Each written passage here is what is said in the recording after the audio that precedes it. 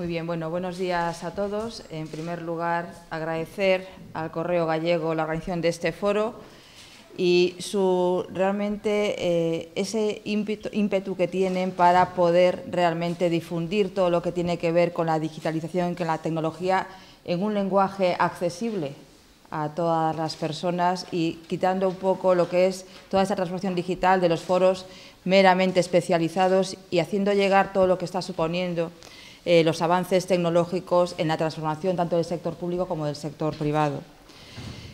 Hablamos de Big Data. Big Data es un término de moda, como muchos otros que habitualmente en el sector tecnológico cada cierto tiempo pues salen los hashtags de moda. Esto es algo bastante habitual y Big Data es uno de ellos. Es verdad que no empezamos a hablar hoy del tema de los datos.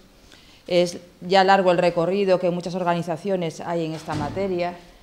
No bajo el concepto de Big Data, que es verdad que se ve reforzado por muchos de los avances tecnológicos en esta materia, las capacidades tecnológicas y de procesamiento de la información que ahora mismo están encima de la mesa, y también por el avance importante en el volumen de información que se está almacenando. Esto es absolutamente exponencial. Se prevé multiplicar por más de 40 toda la información almacenada a nivel mundial en el 2020 respecto al 2010. Hablamos ya de zettabytes, que son muchos ceros.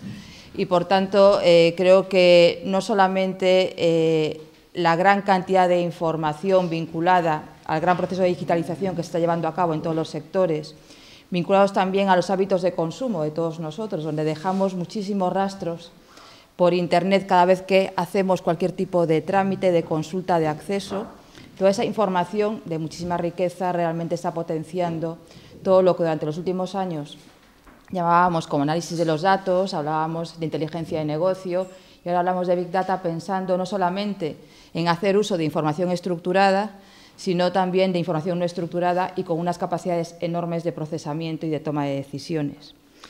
Bueno, también quiero agradecer a todos los que participan en el foro de hoy, porque aquí hay dos partes muy importantes. El sector tecnológico, que tiene que tener un expertise y un conocimiento y unas capacidades muy importantes en esta materia, y ahora tenemos empresas que se están especializando cada vez más en cómo aportar valor a sus clientes y traducir esto de Big Data a algo que realmente aporte valor al negocio y al cliente al que se dirige, y después las experiencias prácticas, que yo creo que es al final lo que marcan el camino. Al final, bajo ese término de Big Data, que en grandes corporaciones puede ser algo donde haya gente experta que sepa traducir a términos de negocio, tienen que ser ejemplos de muestra que ayuden a que esto realmente acabe siendo un elemento tractor, un elemento de efecto demostrador para otras compañías y para otras administraciones. Por lo tanto, también agradecer a las personas que después van a contar su experiencia concreta. En el caso de Sergas tenemos a Benigno Rosón, también el caso de Abanca, de Martín Kodax, el caso de Telefónica. Bueno, empresas que están aplicando, empresas y sector público que están aplicando de manera intensiva y como un elemento de evolución, es decir, no empezando hoy con lo de Big Data como si fuese un elemento mágico que surge de un día para otro, sino como una evolución en todos sus procesos de análisis de la información que tienen detrás una parte que no se ve, que tienen en el backend un trabajo muy importante de recopilación, categorización de la información, porque es verdad que en esta marea de datos no se resuelve el tema solamente con tecnología, y ahí viene la parte más compleja cuando queremos abordar un proyecto de estas características. Realmente el gobierno del dato, el saber qué es lo que queremos conseguir al final, la validez del dato, el valor del dato, la calidad del mismo, eso es lo más importante y lo más complejo. Y es lo que siempre cuando a mí algún departamento de la Xunta de Galicia dice, pues si nosotros queremos un proyecto de Big Data, digo, bueno, pero ¿qué es lo que quieres conseguir? Dime cuál es tu objetivo, cuál es tu reto, cuál es la problemática que tienes y ya veremos qué tecnología necesitas para poder abordarlo. Y además no te lo va a resolver ninguna empresa tecnológica por sí misma, ni nosotros como agencia tecnológica. Tú como organización tendrás que tener claro qué quieres medir y para qué. Y tienes que ayudarnos a identificar dónde está la información valiosa. Este proceso de gobierno de la información y del dato es algo en lo que tendremos que profundizar dentro de la cultura de las organizaciones. Y no es verdad que no es una cultura que esté muy arraigada. Y, por tanto, creemos que es esencial para que realmente estos proyectos lleguen a buen puerto, no se queden en flor de un día y que realmente no sean inversiones en tecnología que no den los frutos que todos esperan y no están a la altura de las expectativas. Bueno, ámbitos de aplicación del Big Data hay muchísimos y yo creo que además, como ocurre con estas cosas, pues muy habitual que se generen unas expectativas importantes. Yo creo que ahora mismo, hoy tendremos aquí ejemplos claros donde sí que hay ya proyectos concretos que están teniendo, que vienen, como os decía antes, de un largo recorrido. El caso del Servicio Gallego de Salud. El ámbito de la salud es un ámbito, sin duda, donde todos intuimos la gran importancia que puede tener, sobre todo hacia ese camino de la medicina personalizada, de la que también se empieza a hablar cada vez más, donde toda esa información que existe en los sistemas de cada uno de nosotros nos va a permitir, no solamente la información clínica como tal, sino otra mucha información de hábitos de consumo y de hábitos de vida que puede haber en torno a nosotros mismos, y que no es información solamente del sector público. Ahí es donde empiezan los retos también vinculados a todo lo que tiene que ver con la confidencialidad de las personas. Yo creo que detrás de este tipo de proyectos también hay otro elemento esencial de proporcionalidad. Y yo también, como ciudadana, es algo que me preocupa. Está muy bien que las organizaciones tengan mucha información de nosotros para tomar decisiones y prestarnos un mejor servicio, pero sin duda ninguna es esencial que también se haga de manera proporcional. Estamos ahora en un momento en el que, como saben ustedes, acaba de entrar en vigor el nuevo Reglamento de Protección de Datos, donde además yo creo que hay un punto de inflexión importante, que es que nos tratan como adultos, ¿no? Es decir, nos tratan como adultos desde el punto de vista de nuestra toma de decisiones respecto a nuestra información. Somos nosotros los que tenemos que decidir qué queremos que se sepa de nosotros. Y son las organizaciones las que tienen que dar respuesta a esta demanda de la sociedad. Por tanto, vinculada a toda esa capacidad de recopilar información y de saber mucho de cada persona, debemos hacerlo de manera proporcional y con absoluto respeto a lo que esa persona decida que se sepa de ella. Esto añade un elemento también importante a gestionar en todo el proceso del Big Data, que será esencial porque en el momento en el que esto se ponga en la balanza respecto a la confianza de las personas, respecto a cómo utilizan la información las grandes corporaciones, pues será un elemento que pueda hacer que un proyecto tenga éxito o que realmente sea un elemento problemático a la hora de gestionarlo. Por tanto, ámbitos de aplicación, como decíamos, la sanidad parece claro. El tema de las entidades financieras, que además están haciendo un esfuerzo importantísimo en todo el tema de digitalización, todos lo vivimos en nuestros dispositivos móviles. Lo que antes se hacía en una oficina bancaria, pues ahora todos lo hacemos a través del móvil. La capacidad de datos que ellos manejan, la capacidad de personalizar sus productos financieros a sus clientes es espectacular. Y bueno, yo creo que veremos también un caso claro aquí en Abanca de cómo lo están abordando. Otro tipo de ámbitos de aplicación, bueno, veremos aquí el caso de Martin Kodax. Hay también muchísima información vinculada a todo lo que tiene que ver con el IoT, con todo lo que es sensorización, sobre todo en los sectores primarios, vigilancia de viñedos, vigilancia agraria, que va a ser muchísima información que se recopila y que te da información muy valiosa para realmente tomar actuaciones a nivel de campo, ¿no? Creo que ahí tendremos también un nicho muy interesante de actuación. Otro ámbito muy importante es lo que tiene que ver con el turismo. Es otro de los ámbitos en los que la Xunta de Galicia está abordando un proyecto de estas características. Bueno, eso lo vivimos todos los días.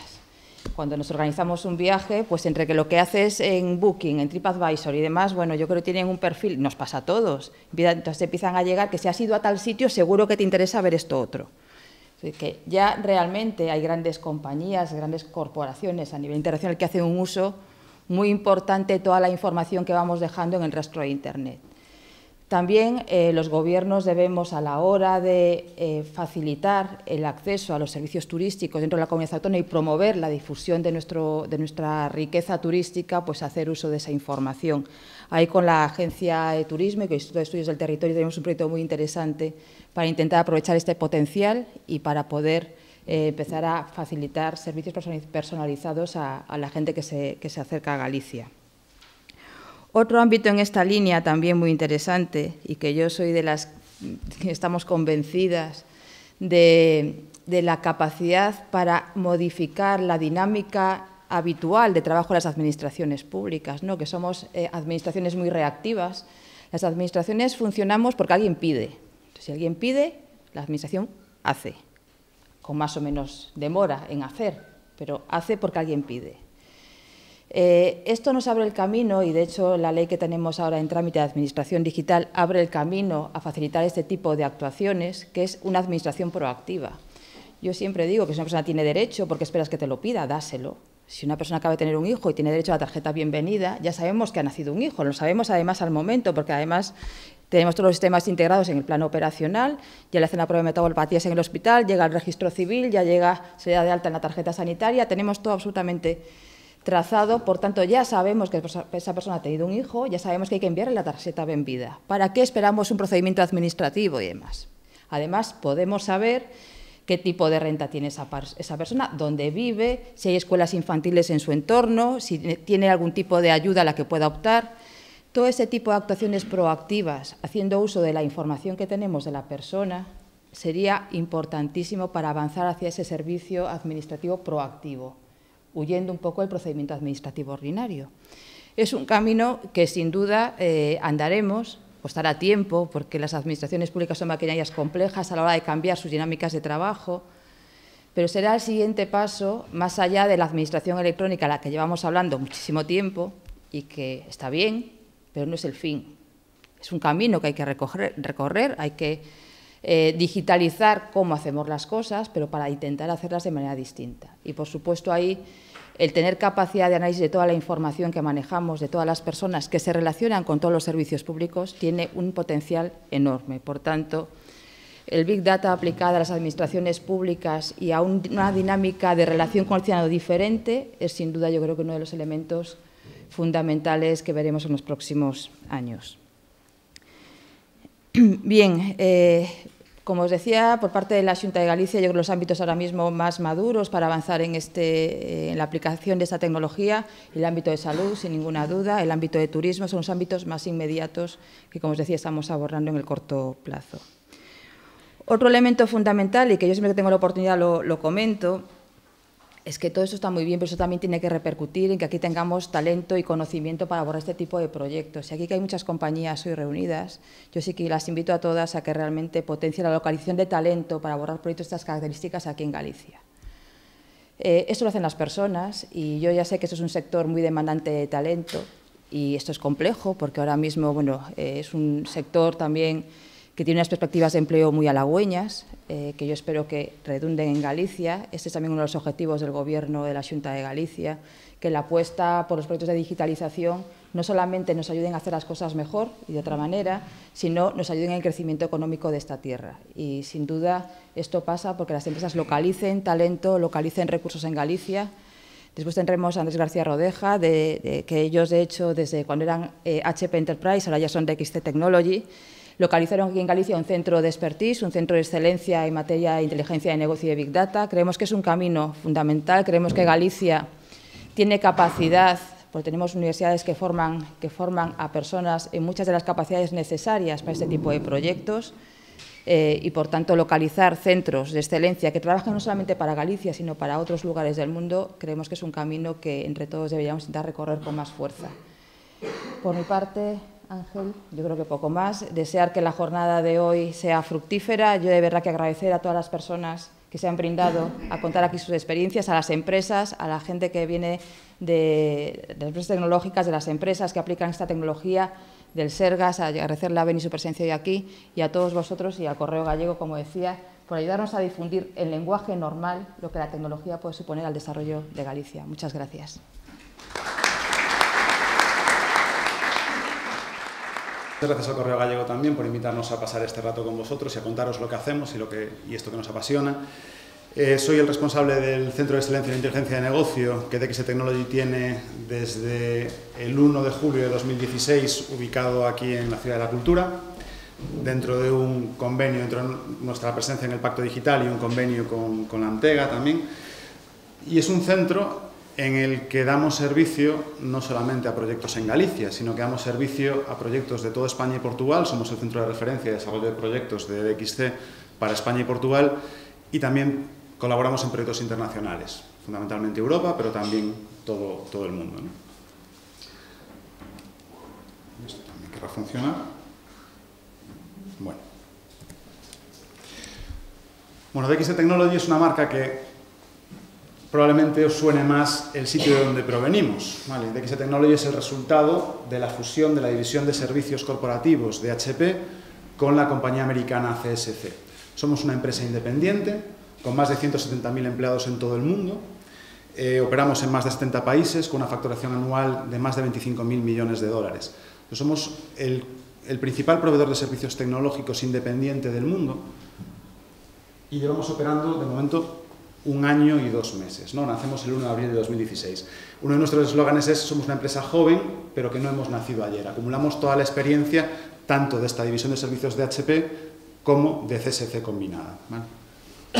Y en nuestro caso, el Centro de Excelencia en Inteligencia de Negocio fue inaugurado cuando pertenecíamos todavía a HP, y el equipo que estamos aquí es un equipo que lleva trabajando pues, desde aproximadamente el año 2000, y es un equipo con una gran madurez y que ha crecido mucho en los últimos años.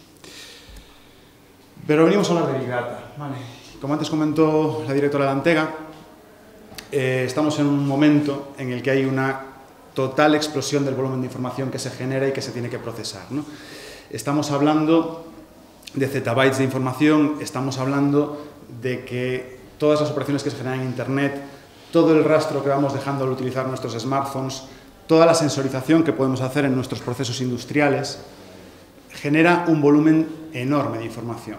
Y con esta explosión de información aparte de muy diferente tipo, no solamente es la información tradicional que se venía operando en sistemas tecnológicos, información estructurada, como decíamos antes, bases de datos tradicionales, sino que también se generan muchos textos, se generan noticias, se generan tweets, se generan comentarios, se generan imágenes, se genera vídeo, y todo eso es información digitalizada que también es susceptible de ser analizada.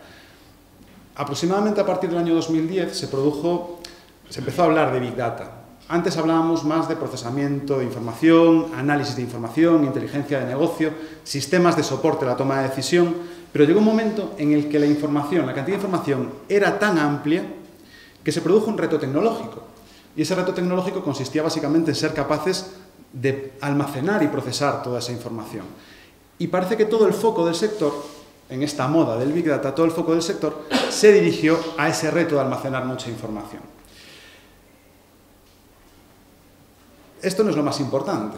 Sí es cierto que se estaban perdiendo oportunidades por el hecho de no ser capaces de procesar tal tamaño de información, pero realmente lo importante no es tener un almacén grandísimo en el que guardemos muchas cosas.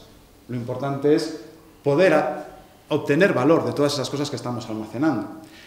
Y no solo es importante el reto de ser capaz de manejar todo ese volumen, sino que más importante todavía es ser capaz de generar valor en las organizaciones con esa información que estamos generando.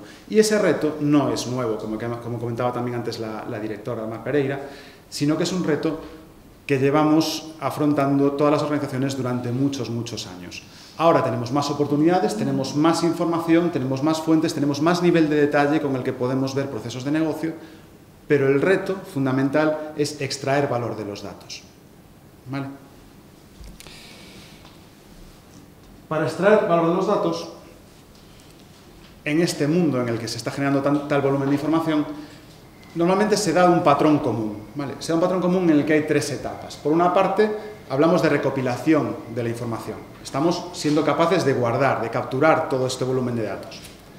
A partir de esa recopilación de la información, somos capaces de entender no solamente cómo funciona el proceso de negocio, sino que somos capaces de entender de una manera individualizada cómo todos los agentes de ese proceso actúan. Podemos, con eso, entender y personalizar nuestros servicios. Podemos ser capaces de ofrecer servicios de medicina personalizada. Podemos ser capaces de ofrecer recomendaciones de productos en portales de comercio electrónico. Podemos ser capaces de elaborar el riesgo de una manera más... calcular el riesgo de una manera más precisa para dar servicios bancarios o servicios de seguros, por ejemplo. Entonces, todo esto nos permite ofrecer servicios personalizados y nos permite también, en una tercera etapa, predecir el comportamiento de estas personas. No solamente personas o actores en cualquier tipo de proceso. No solamente nos permite proporcionar ese servicio personalizado, sino que también nos permite predecir lo que va a ocurrir. ¿Vale? Esto es algo muy importante porque hasta hace no mucho tiempo, cuando hablábamos de sistemas de análisis de información, nos dedicábamos a mirar hacia atrás, a mirar al pasado. ¿Qué había sucedido? Era lo que hablábamos de analítica descriptiva.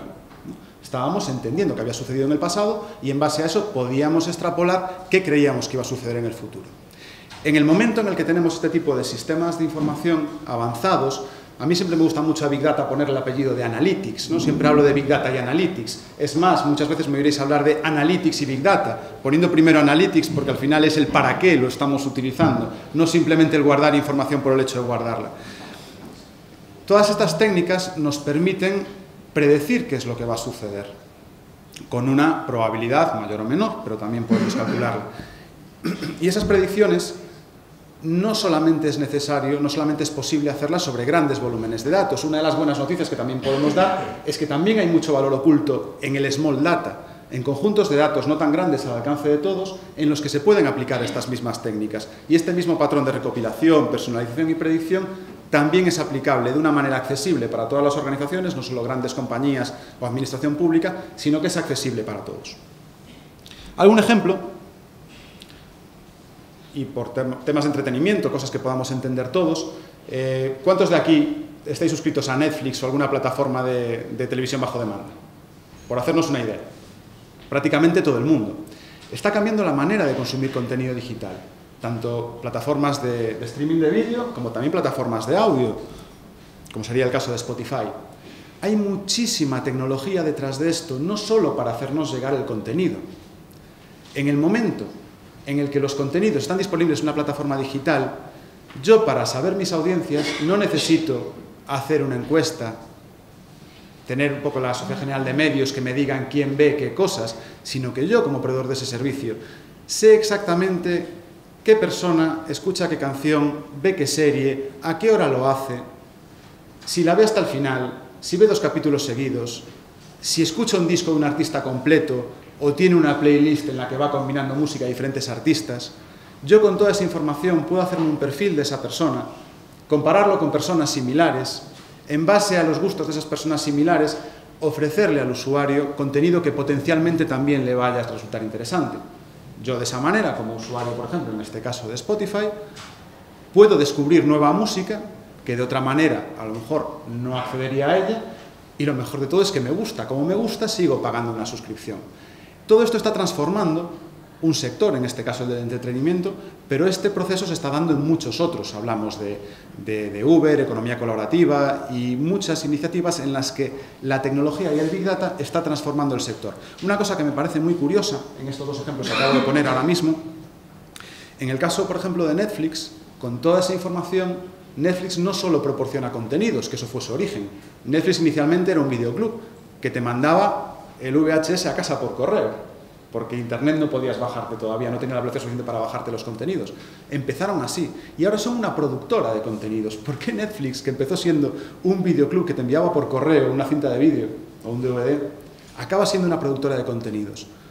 Porque son uno de los agentes en el proceso de generación de contenido digital que mejor información tiene para poder predecir si lo que se está haciendo va a gustar o no va a gustar, si va a tener audiencia o no va a tener audiencia y, por lo tanto, si esta iniciativa va a ser rentable o no.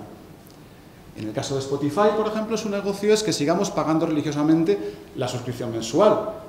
Para eso tenemos que, como usuarios, tener una buena percepción del servicio. Hace un par de años, si sois usuarios de Spotify, hace un par de años había una cosa que se llamaba descubrimiento semanal. Y una vez a la semana, Spotify te recomendaba nuevo contenido musical que podía ser interesante. De golpe pasaron a hacer lo que llaman los daily mixes. Esa recomendación pasó de ser semanal a ser diaria.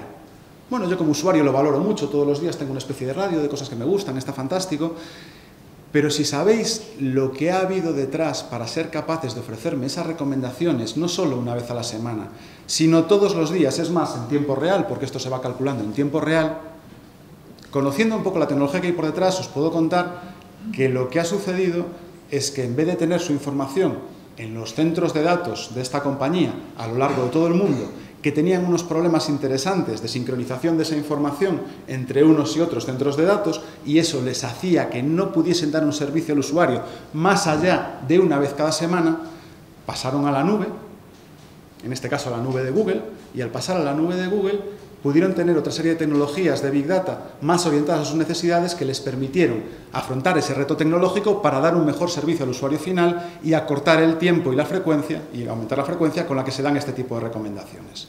Entonces, en este caso, un cambio de infraestructura del paso de tener yo mis propios centros de datos a pasar a la nube, le permite a una empresa dar un mejor servicio a sus usuarios. Y es muy curioso porque en este caso sabéis quién es el principal competidor de Spotify. Tenemos Apple iTunes y tenemos Google Music. Google es el que le está dando la infraestructura en cloud a Spotify para dar un mejor servicio. Esto es la nueva economía también, ¿no? Que a la vez compites y colaboras dentro de todo lo que se está haciendo.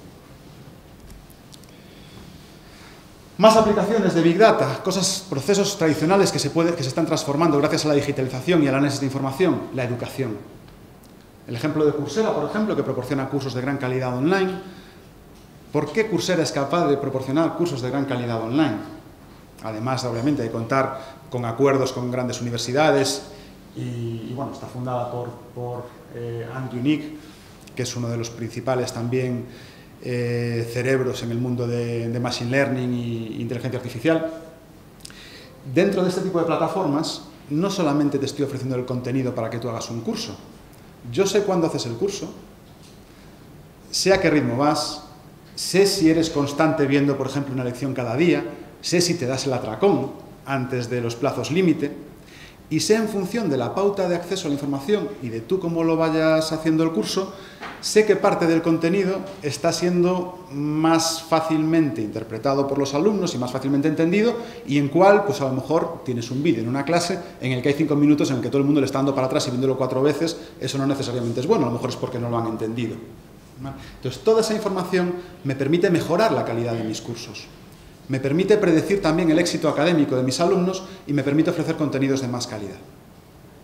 Un ejemplo más de cómo el análisis de la información y la captura de datos dentro de ese patrón de recogida, contenido personalizado y luego predicción me puede ayudar a transformar cualquier tipo de sector.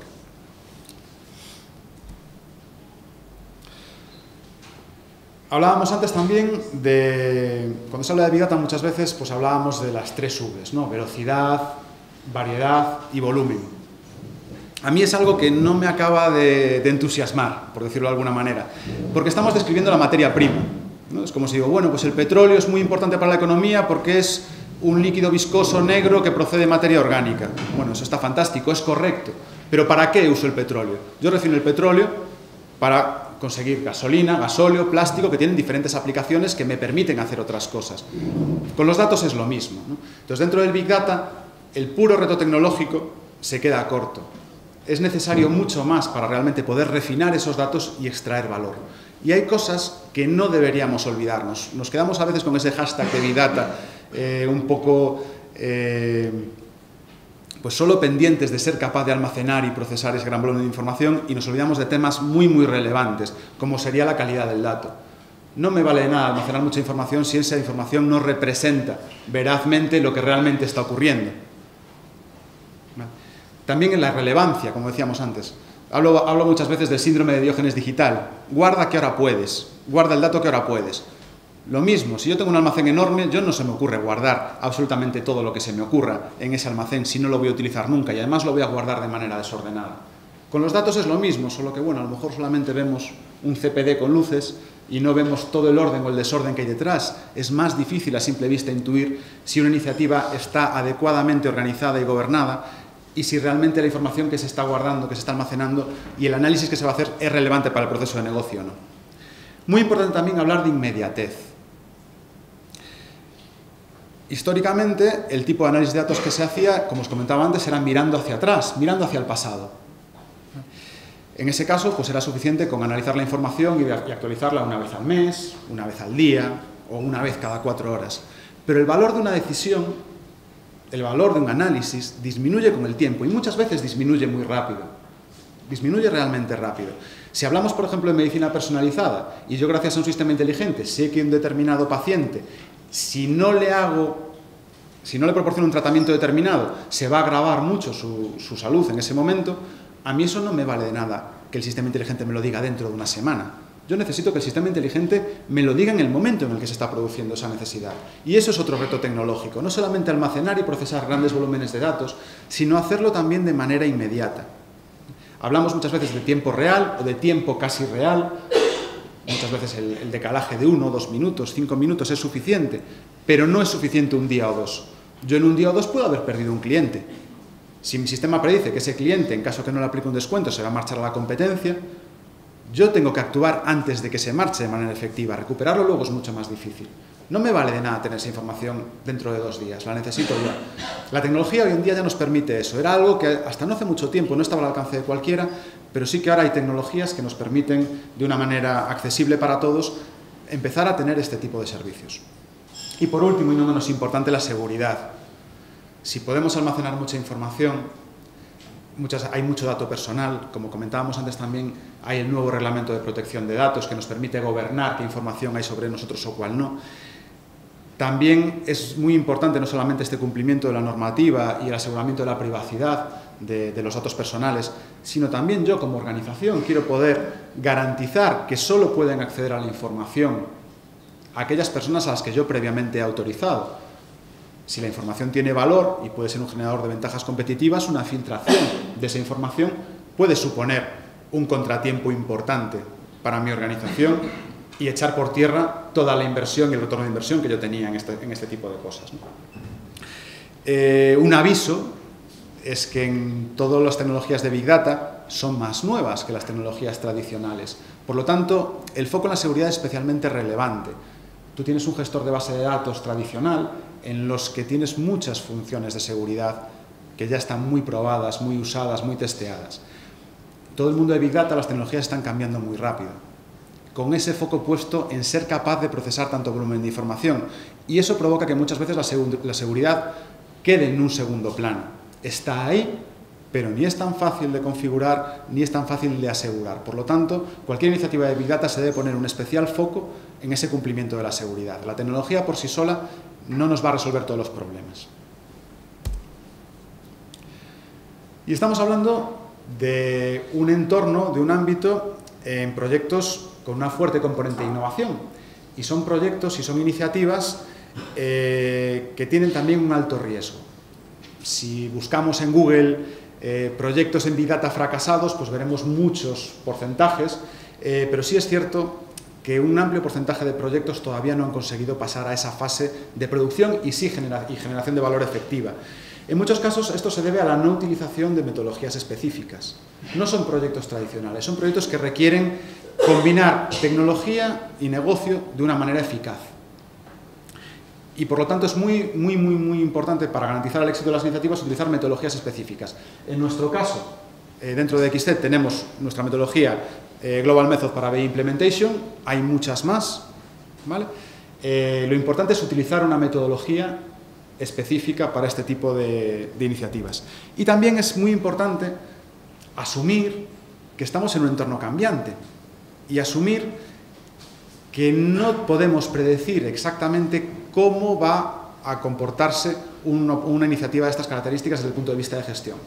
Por lo tanto, las metodologías también tradicionales de gestión de proyectos no suelen dar los mejores resultados, y sí lo dan las metodologías ágiles, que por naturaleza lo que hacen es maximizar el valor que está generando un equipo de trabajo en un entorno de alta incertidumbre. Por lo tanto, también una de las cosas que quería compartir hoy es la importancia del cambio de paradigma desde el punto de vista metodológico y organizativo de los equipos de trabajo a la hora de afrontar este tipo de iniciativas para poder maximizar la probabilidad de éxito de todas ellas.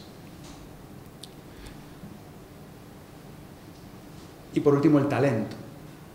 El talento es, a día de hoy, lo más importante para conseguir que este tipo de iniciativas vayan adelante.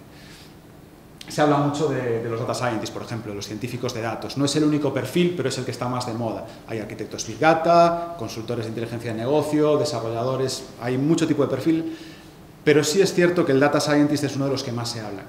Y es un perfil muy escaso, que llevamos hablando años de que es un perfil muy escaso, pero sigue siendo escaso, y no tanto porque en la comunidad académica y las empresas no hayamos invertido y no estemos invirtiendo en la formación de este tipo de perfiles, sino porque la demanda está creciendo tan rápido que es muy difícil seguir el ritmo.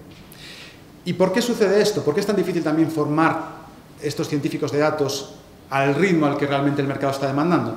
Porque es un perfil con habilidades multidisciplinares. Es un perfil que necesita saber de tecnología, pero es que también necesita saber de programación, de matemáticas, de estadística, de algoritmos. necesita también tener unas habilidades interpersonales diferentes, necesita ser una persona perseverante, creativa, estamos hablando de innovación. Tiene que ser una persona que sea capaz de comunicar muy bien. Yo llego a unas conclusiones, tengo un modelo que me va a predecir un determinado comportamiento, yo sé que si cambiamos nuestra manera de trabajar o si cambiamos un proceso o si le digo al señor CEO de Netflix, además de distribuir vamos a producir contenidos, se lo tengo que justificar adecuadamente. Tengo que proporcionarle los datos, pero también tengo que contarle una historia sobre esos datos.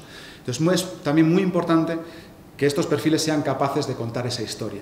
Y por último, y es la base, y está pintado en la base a propósito, tiene que conocer el negocio.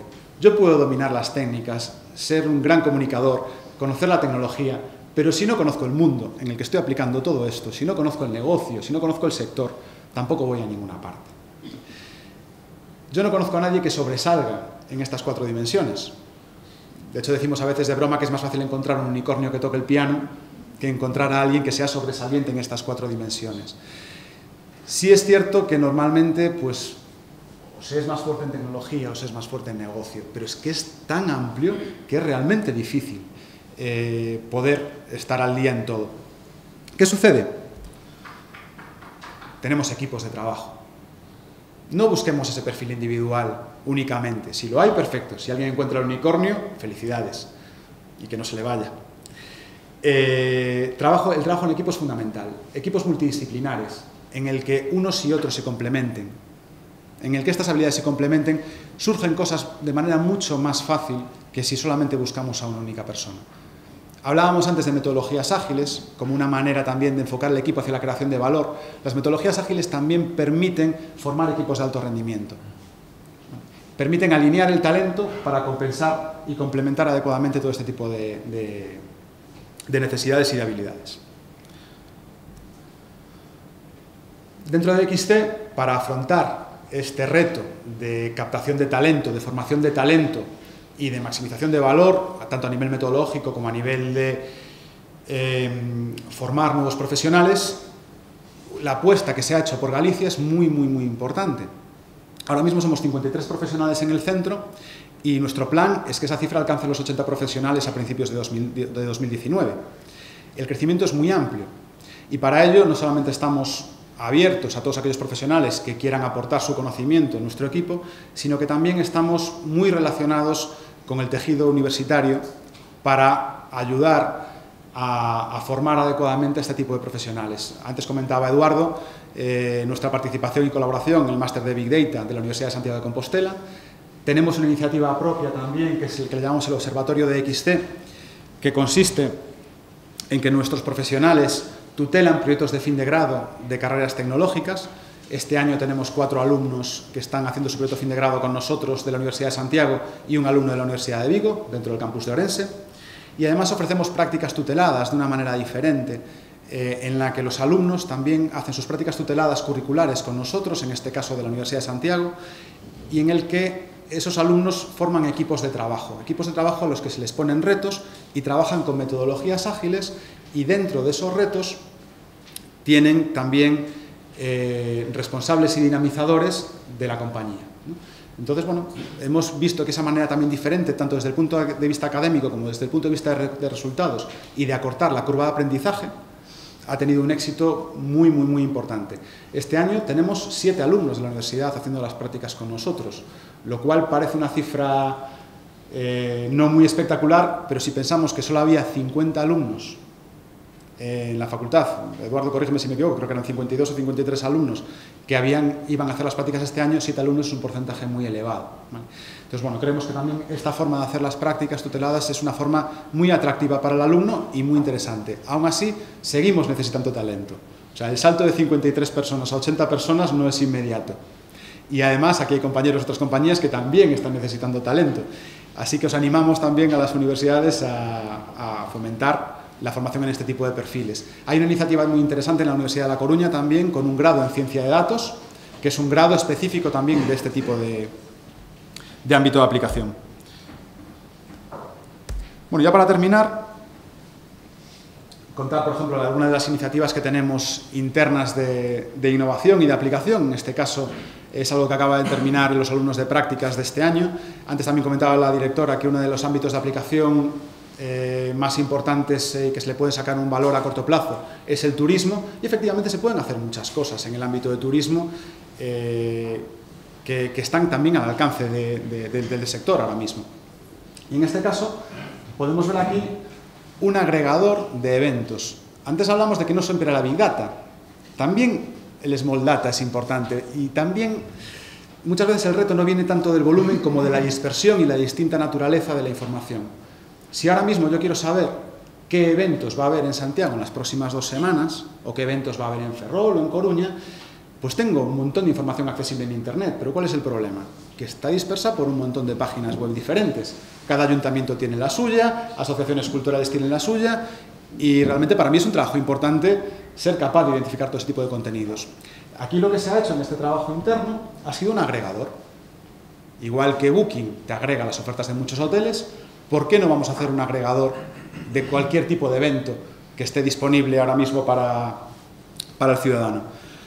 Una vez que haces eso, antes veíamos el patrón de recopilación, personalización, agregación. Una vez que tienes la información recopilada y tienes gente que acceda a verla, puedes personalizarla. Y una vez que la personalizas, puedes recopilar más información para predecir. Y no solo ofrecer un servicio, sino tú también entender mejor cuál es la dinámica cultural de tu comunidad autónoma. En este caso, viendo un plazo de 6 meses de los eventos que hay publicados en Internet de los próximos 6 meses, entre marzo y agosto de este año, pues vemos, por ejemplo, que Santiago es un polo cultural a nivel de Galicia.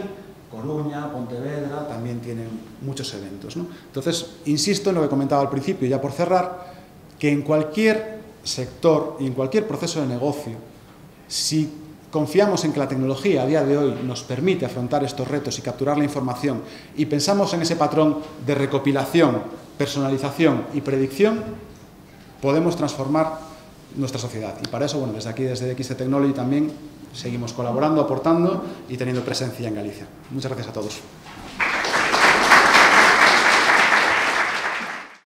Tenemos aquí pues, representación de empresas tecnológicas del ámbito, bueno, no solamente gallego, y vamos a organizar esto de tal forma que, bueno, pues cada uno de vosotros vais a tener unos 10-15 minutos, ¿vale?, para hacer la presentación de la empresa, de lo que estáis haciendo, ¿sí? Y después, bueno, tenemos en el turno de debate, ¿no?, para que haya preguntas y que pueda haber discusión, ¿no? Quizás es la parte también donde, ¿no?, se pueden contrastar los diferentes perfiles, ¿no? Solamente quería comentar una cosa para empezar esta mesa de debate, y un poco lo podéis, digamos, aprovechar, ¿no?, para vuestra presentación para discutir, ¿no? El año pasado salió un dato que me parece fascinante, que es el hecho de que Amazon, el año pasado, de su facturación, el 75% de su facturación fue debida a la venta, a la gestión de sus datos. No debido a la venta, digamos, de productos a través de su sitio de comercio electrónico, sino a la gestión de los datos, digamos, que almacenan, ¿no?, y que crean los perfiles, ¿no?, acerca de los usuarios, ¿no? 75%, me parece un dato espectacular. Esto, digamos, da una idea del impacto que tiene, digamos, el Big Data, cómo está transformando los modelos de negocio y dónde está, digamos, el valor muchas veces de un negocio, ¿no? Queremos que está en un sitio, realmente puede estar en otro, ¿no? Entonces, sin más, con este, digamos, apunte, que puede servir como introducción, pues vamos a empezar por Guillermo López Taboada, director de Torusware y también cofundador de Torusware, ¿sí?, que esto es una spin-off de la Universidad de La Coruña, ¿no? Sí. Guillermo, preséntanos la empresa, lo que estáis haciendo. Bueno, en primer lugar, agradeceros la invitación y tras la magnífica masterclass de Andrés, yo estaba pensando, ¿y ahora qué digo? Porque solo queda, digamos, adaptar un poco el discurso del mensaje. Realmente ha sido claro en condensar toda la información. Y la apuesta, digamos, por la generación de valor, yo creo que eso es algo en lo que estamos aquí trabajando en el sector, bueno, totalmente convencidos. Y no tanto en la generación de valor como también en la creación de nuevos modelos de negocio. Nosotros estamos ayudando desde nuestra especialización. Nosotros empezamos en los ámbitos de la arquitectura de datos, dentro de esos perfiles de las 5 manos o los 5 perfiles. Pues nosotros no hacemos data science, hacemos, digamos, la ingeniería de datos o la arquitectura de datos para ayudar a las empresas que tienen sus data scientists de forma interna a industrializar los procesos de, digamos, obtención de datos o creación de arquitecturas, lagos de datos corporativos desde los que puedan beber esa información y aportarle más valor. Una de nuestras máximas es que nuestra propuesta de valor es productizar a los data scientists, porque hay mucha organización que ante la necesidad de seguir analizando, pues vamos a contratar a otro data scientist. Es el perfil más sexy y demandado del mercado. ¿Y cuánto te cuesta un data scientist? Pues si no lo tienes productivo y no lo estás utilizando, demasiado.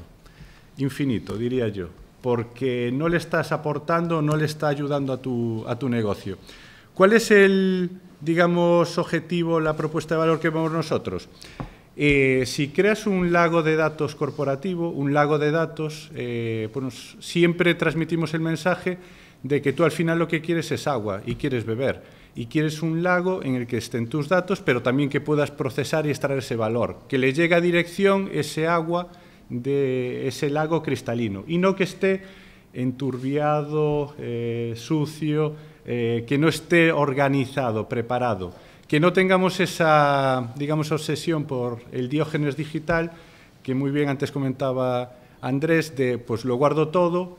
No solo hay que guardar las cosas, sino que hay que guardar lo que tenga más valor y de hecho es algo que vemos de forma recurrente.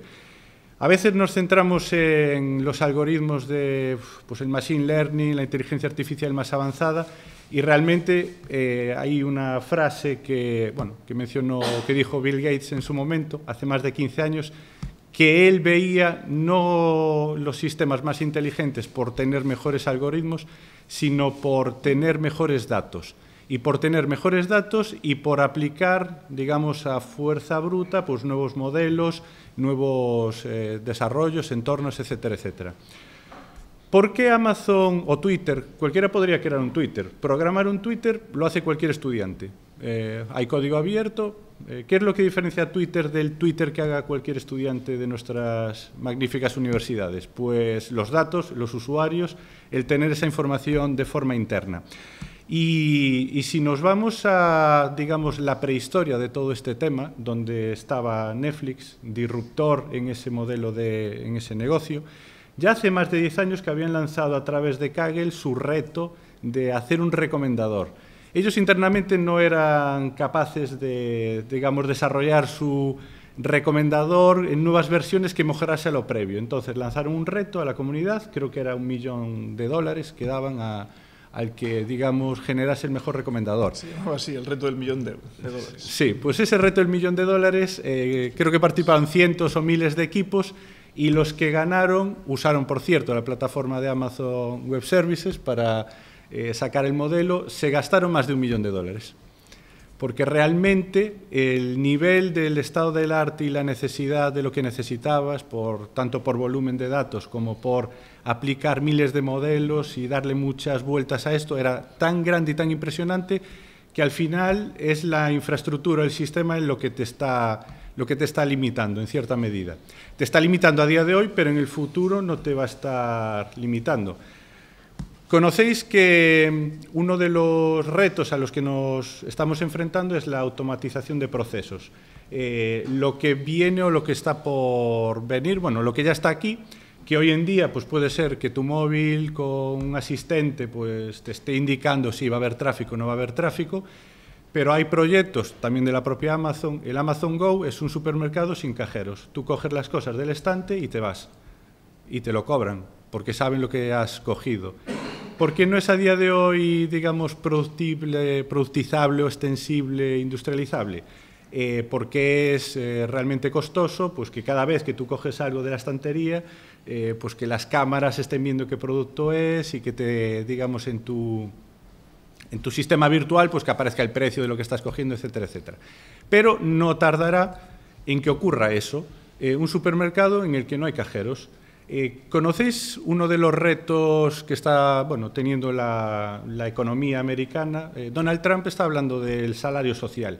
¿Y por qué habla del salario social? Porque con el coche autónomo hay un reto que está encima de la mesa, que es la mayor parte del tráfico de mercancías en Estados Unidos es por camión y carretera, estos mega macrocamiones. Conocéis que, bueno, os doy el dato, hay cerca de 1 millón de camioneros en Estados Unidos, constantemente haciendo trasiego de mercancías de un lado para otro, en carreteras rectas, en horas en las que no hay otro tráfico, que pueden no ir muy rápido. Es una labor que puede ser automatizable a muy corto plazo. ¿Y sabéis qué se plantea la administración americana?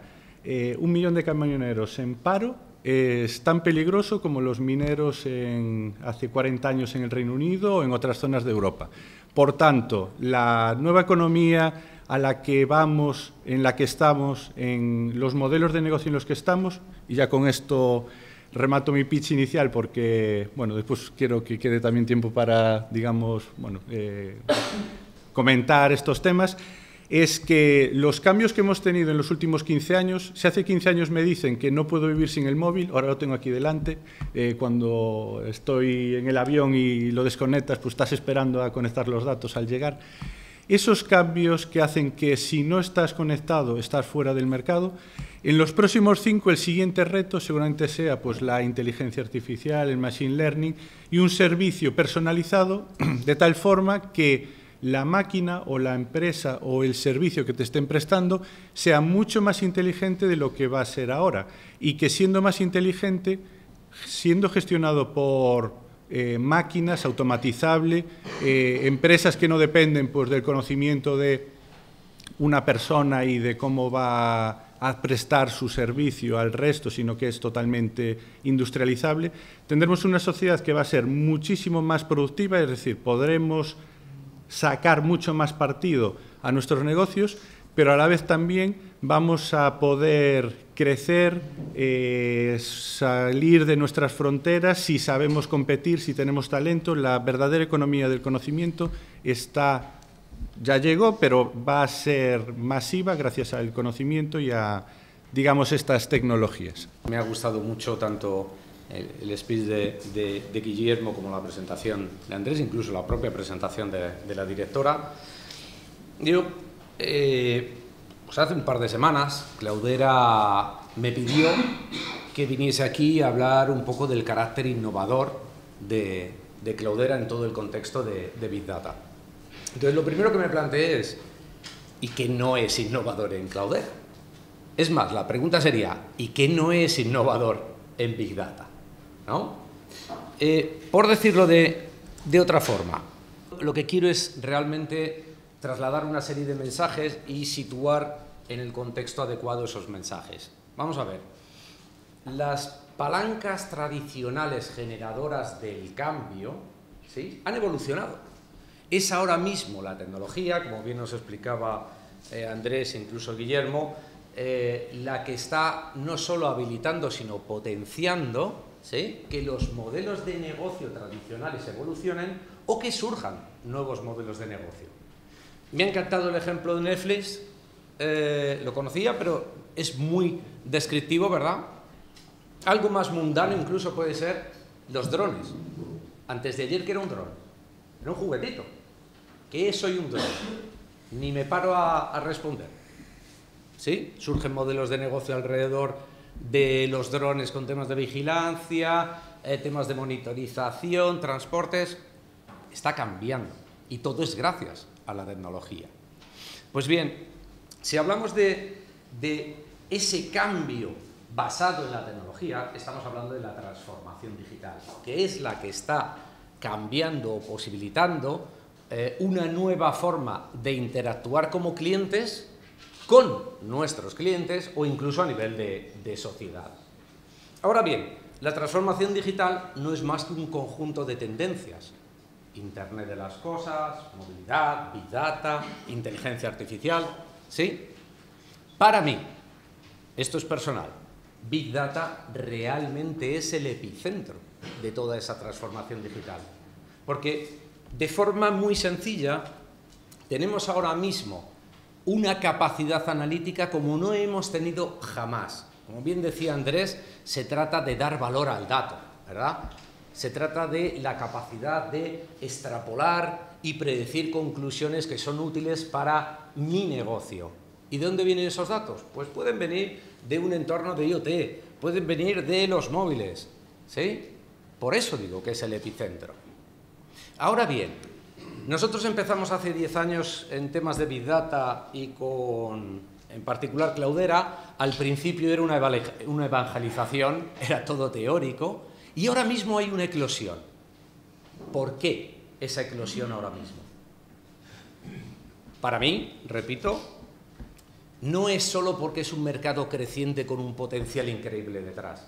Es que no es una opción.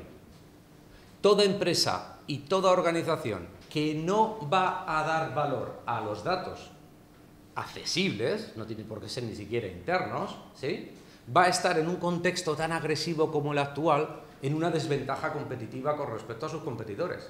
Es así de sencillo. No es una opción.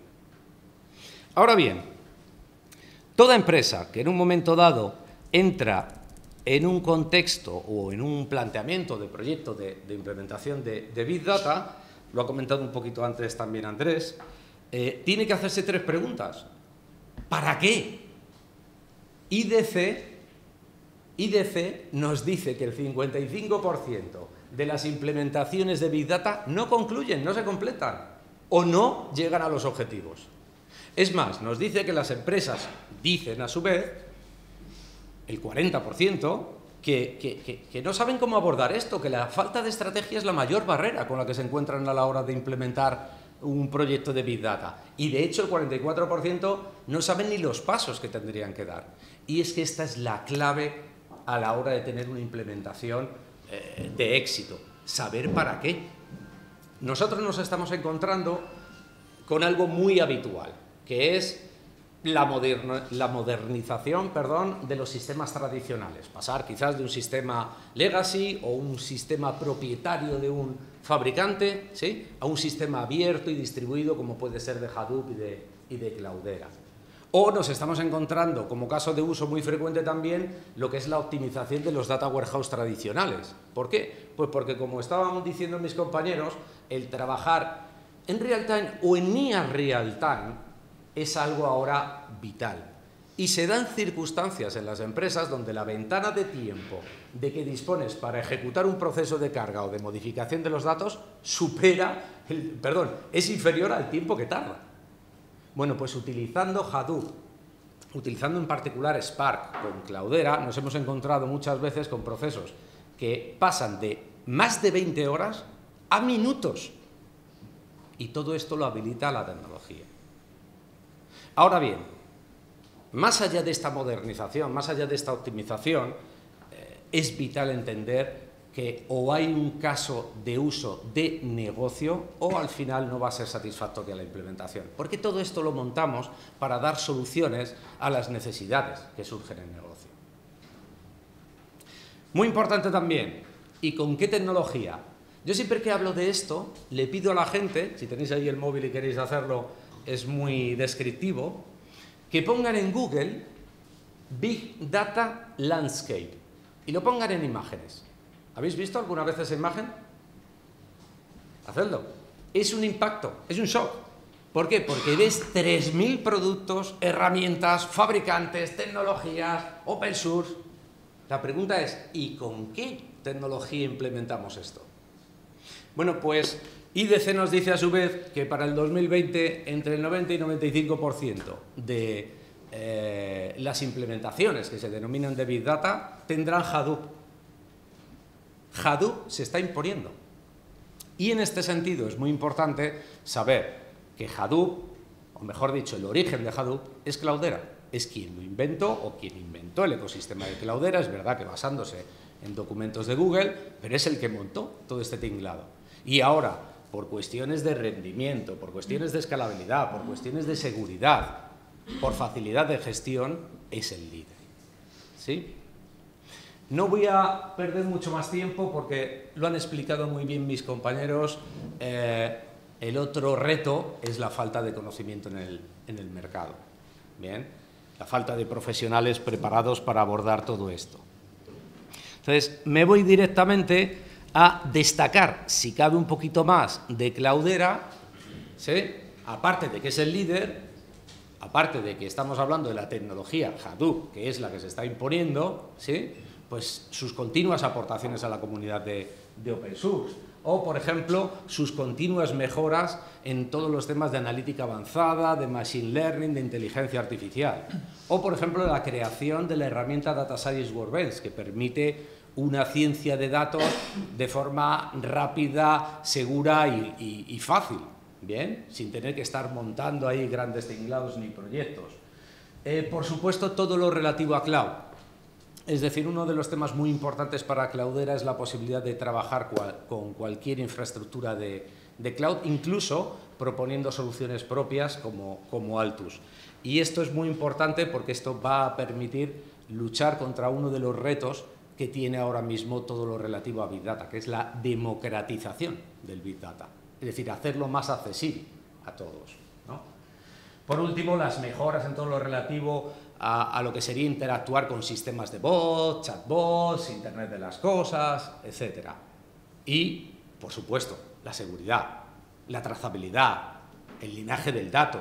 Es que necesitamos una plataforma como Cloudera que nos garantice y nos facilite el cumplimiento de toda la normativa, por ejemplo, del GDPR.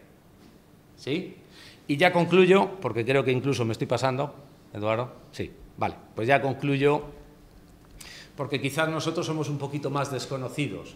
Nosotros somos un aliado de Cloudera, pero quiero que sepáis que PUE, que es una empresa de servicios profesionales de consultoría, soporte y formación, bueno, pues llevamos 10 años trabajando con Big Data y con Cloudera. Eso hace que el mercado nos reconozca y el propio Cloudera nos reconozca como expertos, y de hecho desde hace unas semanas somos el primer y único partner categoría Gold de Cloudera a nivel de EMEA, que es Europa, Oriente Medio y África.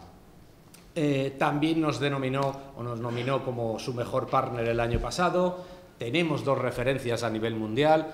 Muy curioso que todos los participantes anteriores, todos mis compañeros, han hecho alusión a la importancia de los recomendadores. Bueno, una de nuestras referencias es precisamente la colaboración en Telefónica con el propio equipo de Telefónica a la hora de implementar el recomendador de Movistar, ¿vale?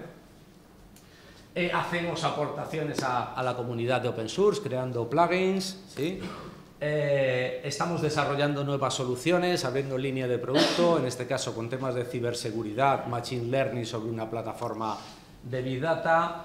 Y para concluir, ya que hablaba de la falta de talento, pues por hablar un poquito más del carácter innovador de mi empresa, pues tenemos una línea de negocio de formación. No solo formamos a nivel nacional a las empresas, también a nivel virtual y presencial a empresas de toda EMEA. El propio Cloudera, cuando contrata técnicos, les formamos nosotros de forma virtual, y colaboramos, por ejemplo, en muchos temas de formación para el empleo, tanto a nivel regional como estatal, a destacar precisamente nuestra colaboración con la Xunta en el Centro de Nuevas Tecnologías de Galicia, donde tenemos programas de Cloudera aquí. Mi nombre es Iago Lozano, soy jefe de proyectos en salud en Bahía Software. Os presento un poco la empresa. Somos una empresa consultora tecnológica y de desarrollo de software gallega, con más de 19 años de experiencia. La empresa nace en el ámbito sanitario. A día de hoy sigue siendo el área de negocio con mayor porcentaje de actividad. Bien, como empresa que trabaja para salud, y sobre todo como empresa tecnológica, para nosotros la innovación es un reto constante, es algo muy importante a tener en cuenta de manera diaria y continua, ¿no? Y aquí cito una fuente de la Fundación Cotec para la Innovación, donde dice que innovación es todo cambio. Este cambio no tiene por qué ser solo tecnológico, basado en conocimiento de cualquier tipo que genera valor, ya sea económico, social o de otra índole. Aquí nosotros distinguimos varios tipos de innovación. Innovación en modelos de negocio, como mencionaba Andrés antes, pues como puede ser el caso de Netflix, de Spotify, pues en el ámbito que nosotros trabajamos, con la telemedicina, se abren nuevas posibles relaciones. Con estas plataformas en Internet puede ser el paciente o el profesional que trabaja para estos entornos el que acceda directamente a estas plataformas, o dar servicio a un conjunto de clínicas y que sean estas quienes gestionen los pacientes y los profesionales. La innovación puede ser en procesos. Aquí como ejemplo, bueno, innovación en procesos sería cualquier optimización o mejora en una manera de trabajar, ¿no? Aquí como ejemplo podemos poner el modelo Lean, un modelo de gestión que persigue aportar al cliente el mayor valor, reduciendo al máximo los recursos a utilizar, ¿no? Y por último sería la innovación tecnológica, que nosotros vemos más como una herramienta para la innovación. La innovación tecnológica existe, está en continua evolución, pero tiene que perseguir un fin, ¿no? Tiene que servir para algo. Bueno, hoy en día se está hablando de mucha terminología.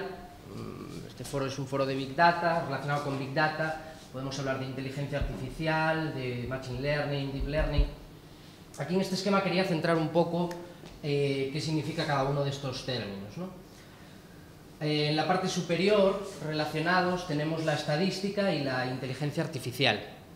La estadística como rama de la matemática y la inteligencia artificial como área de las ciencias de la computación que persigue, pues, simular el comportamiento humano, aprender. Dentro de la inteligencia artificial podemos distinguir bueno, pues el procesado del lenguaje natural, mediante el cual la máquina interpreta lo que una persona pueda decir o escribir y lo transforma a su lenguaje. Tenemos el Machine Learning o el aprendizaje automático, mediante el cual la máquina adquiere un conocimiento, el Deep Learning o, bueno, aprendizaje profundo como subconjunto del Machine Learning. Bien, teniendo por un lado la inteligencia artificial y por otro lado la estadística, digamos que estas dos partes nos permiten hacer lo que se denomina data mining, minería de datos, es decir, extraer información y analizarla. Y ya cuando el volumen de datos es grande, pues como hablábamos, millones, trillones de datos, entonces es cuando hablamos de Big Data. Y además no es solo un tema de volumen, es, como mencionaba antes Andrés también, las 3 o las 4 Vs, pues estamos hablando de un volumen grande de información, pero esa información a su vez tiene que ser veraz, tiene que ser fiable, tiene que ser variada, tiene que aportar valor y por otro lado está la velocidad, es decir, tenemos que tener la tecnología que nos permita trabajar con esa gran cantidad de información. Y bien, ¿cuáles son los fines o los objetivos, digamos, que nosotros perseguimos con la utilización de Big Data en el ámbito de la salud? Pues por un lado está principalmente la obtención de conocimiento. Si tenemos un conjunto grande de información, podemos acceder a ella, podemos trabajar con ella, pues le estamos dando información, le estamos dando conocimiento a los profesionales. ¿Para qué? Pues para mejorar principalmente en la toma de decisiones. Cuanta más información disponga el profesional, cuanta más información le dé la máquina, pues este podrá mejorar en la toma de decisiones. Y como último paso, el descubrimiento de patrones, llegar a descubrir la incidencia de una determinada enfermedad en un conjunto de población, o, bueno, pues por ejemplo, con el caso del ébola en África, se ha utilizado el análisis Big Data en tiempo real mediante con el acceso a la geolocalización de los teléfonos de la población para saber hacia qué área se estaba propagando el virus, a qué ritmo, y poder así controlar, por ejemplo, los niveles de stock de las vacunas en esas áreas. Bueno, bajando un poco a lo que estamos haciendo nosotros, ¿en dónde estamos utilizando nosotros Big Data actualmente? Bueno, pues en un área que conocemos bien, en los servicios de radiología. un área en el que llevamos desde el año 2003, que empezamos aquí en Galicia, y ahora estamos también presentes en otras comunidades autónomas. Estimamos aproximadamente que para una población de 3 millones de habitantes, como puede ser la población de Galicia, se generan más o menos 1,5 millones de informes al año. Esto solo en los servicios de diagnóstico por imagen. Si esto lo multiplicamos por el histórico que podamos tener, aproximadamente unos 15 años aquí en Galicia, le añadimos información de otra índole que pueda tener el paciente, ya sea información demográfica, información de otras áreas, como puede ser laboratorio. Y tenemos en cuenta que cada uno de estos informes tiene mucha información, tiene muchas palabras, tiene muchos términos clave. Estamos hablando ya de un conjunto grande de información. Y de ahí surge el proyecto INDEX, que os quería comentar. El proyecto INDEX consta de 3 módulos o 3 fases. Una primera fase, que sería el módulo de etiquetado. En esta primera fase lo que hace el sistema es, mediante el procesado del lenguaje natural, extrae los términos clave de los informes. Es decir, accede al informe del profesional, extrae los términos, pues ya sean patologías, ya sean áreas anatómicas, ya sean periodos temporales. Esos términos clave los extrae, los guarda, los codifica en un lenguaje que entiende la máquina. Esto nos permite pues, llegar a la segunda fase, que es el módulo de búsqueda, que un profesional, ante una determinada sospecha diagnóstica, pueda acceder a casos similares. Cuanto más refine esa búsqueda, pues los casos serán más similares.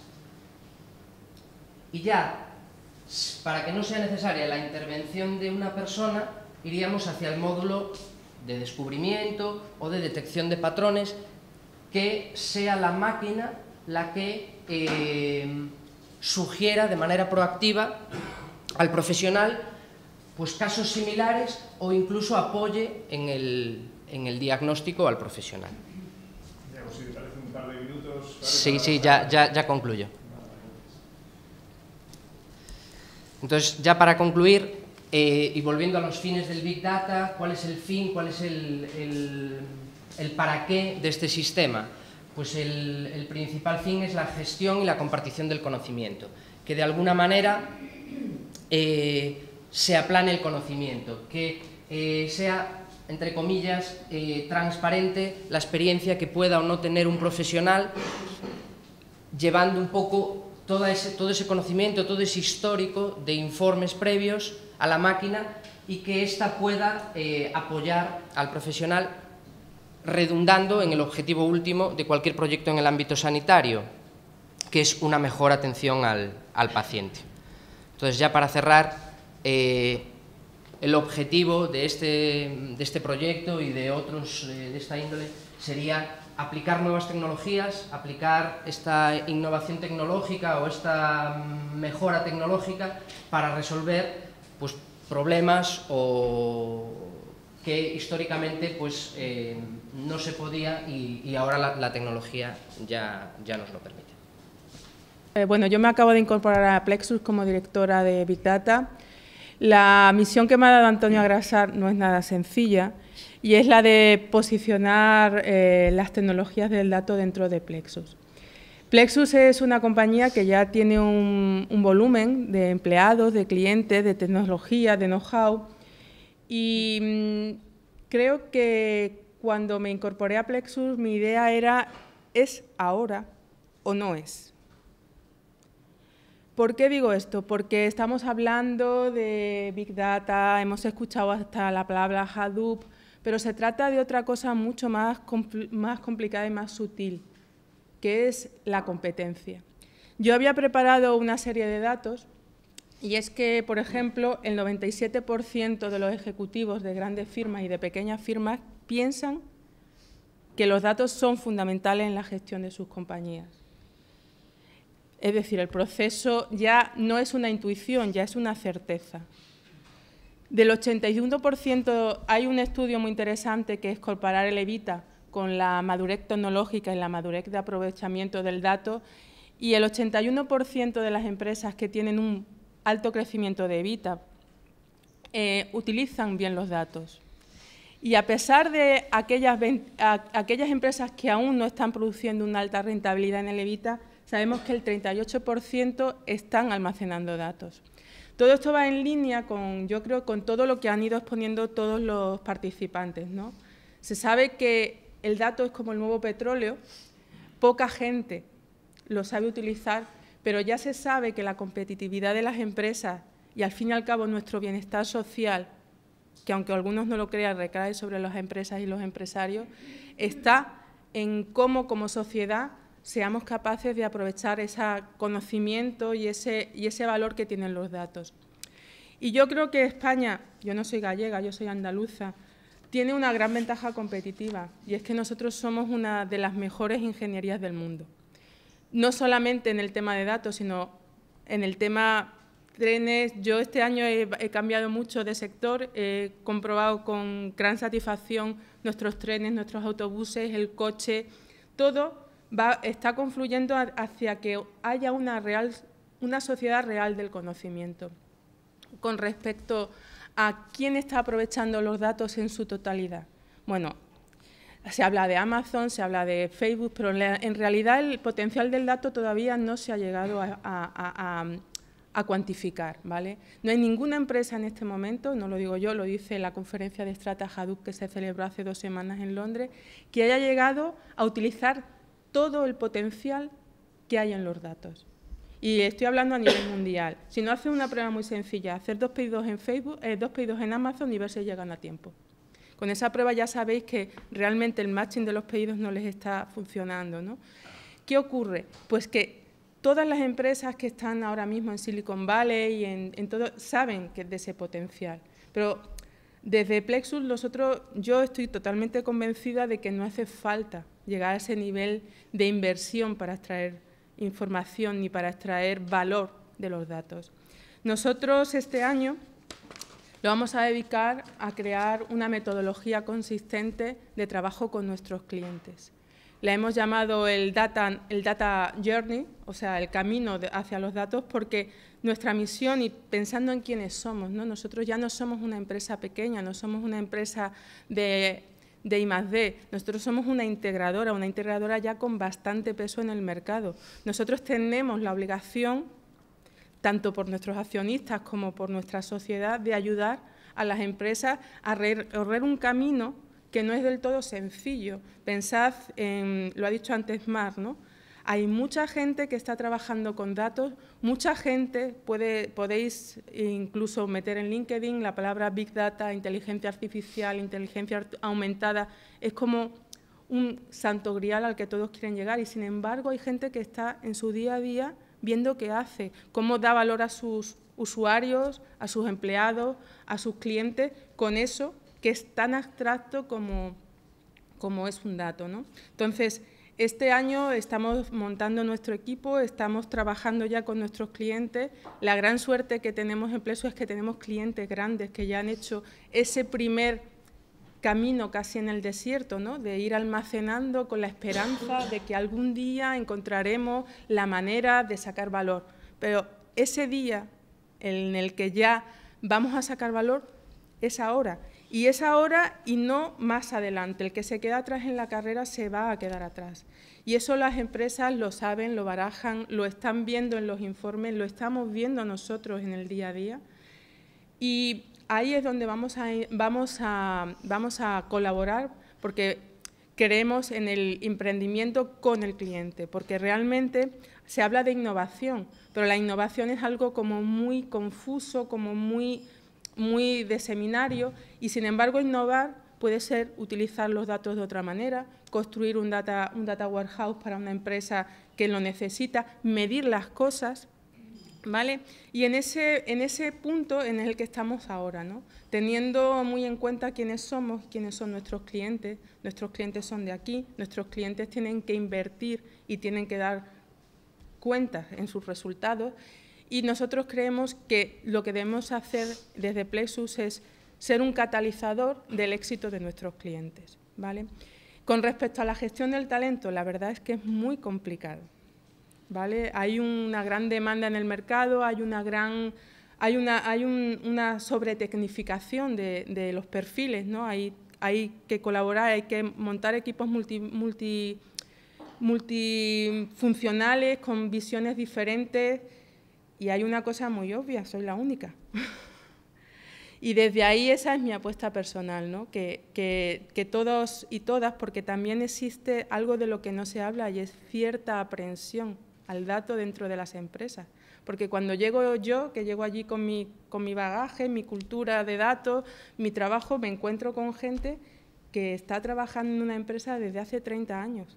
Y nosotros llegamos con unas ideas, con Hadoop, con Spark, con procesamiento paralelo, con blockchain, y la gente se asusta. Y nosotros no queremos que la gente se asuste. Nosotros creemos que nosotros tenemos que trabajar con el cliente, en el cliente y para el cliente. Y esa es nuestra misión por este año.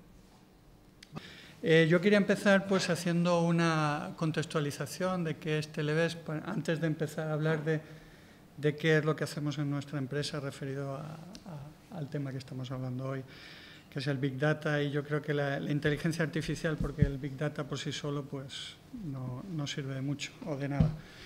Entonces, ¿si me escucha bien? Perdón, me acerco. Sí, yo es que no hablo muy alto, entonces si no se me escucha bien por detrás, pues me lo decís. Y yo intento subir el volumen, ¿de acuerdo? Aunque haré lo que pueda. Bueno, Televés es una multinacional que tiene su sede aquí en Santiago de Compostela. Nosotros somos unas 750 personas y 100 robots, ¿de acuerdo? Trabajamos en más de 100 países. Nosotros, bueno, creemos en la cultura de generar conocimiento, ¿de acuerdo? De hecho, pues tenemos un departamento único y exclusivamente dedicado a lo que es la generación de patentes y propiedad intelectual, donde tenemos más de 200 referencias. Y, bueno, es una apuesta continua por el desarrollo tecnológico. Es decir, ¿por qué hablaba de los robots? Es decir, porque es uno de los temas que, bueno, quizás sea interesante luego. Es decir, en Televés para competir siempre hemos pensado que hay que automatizar al máximo los procesos y que todas las tareas que sean repetitivas o que no aporten valor que las realice un humano, pues es mejor que las realice un robot. Y quería deciros que, bueno, que en Televés no somos cada vez menos personas, sino cada vez somos más trabajando. Es decir, que también para desmitificar un poco el tema de la tecnología como que destruye empleo, sino todo lo contrario.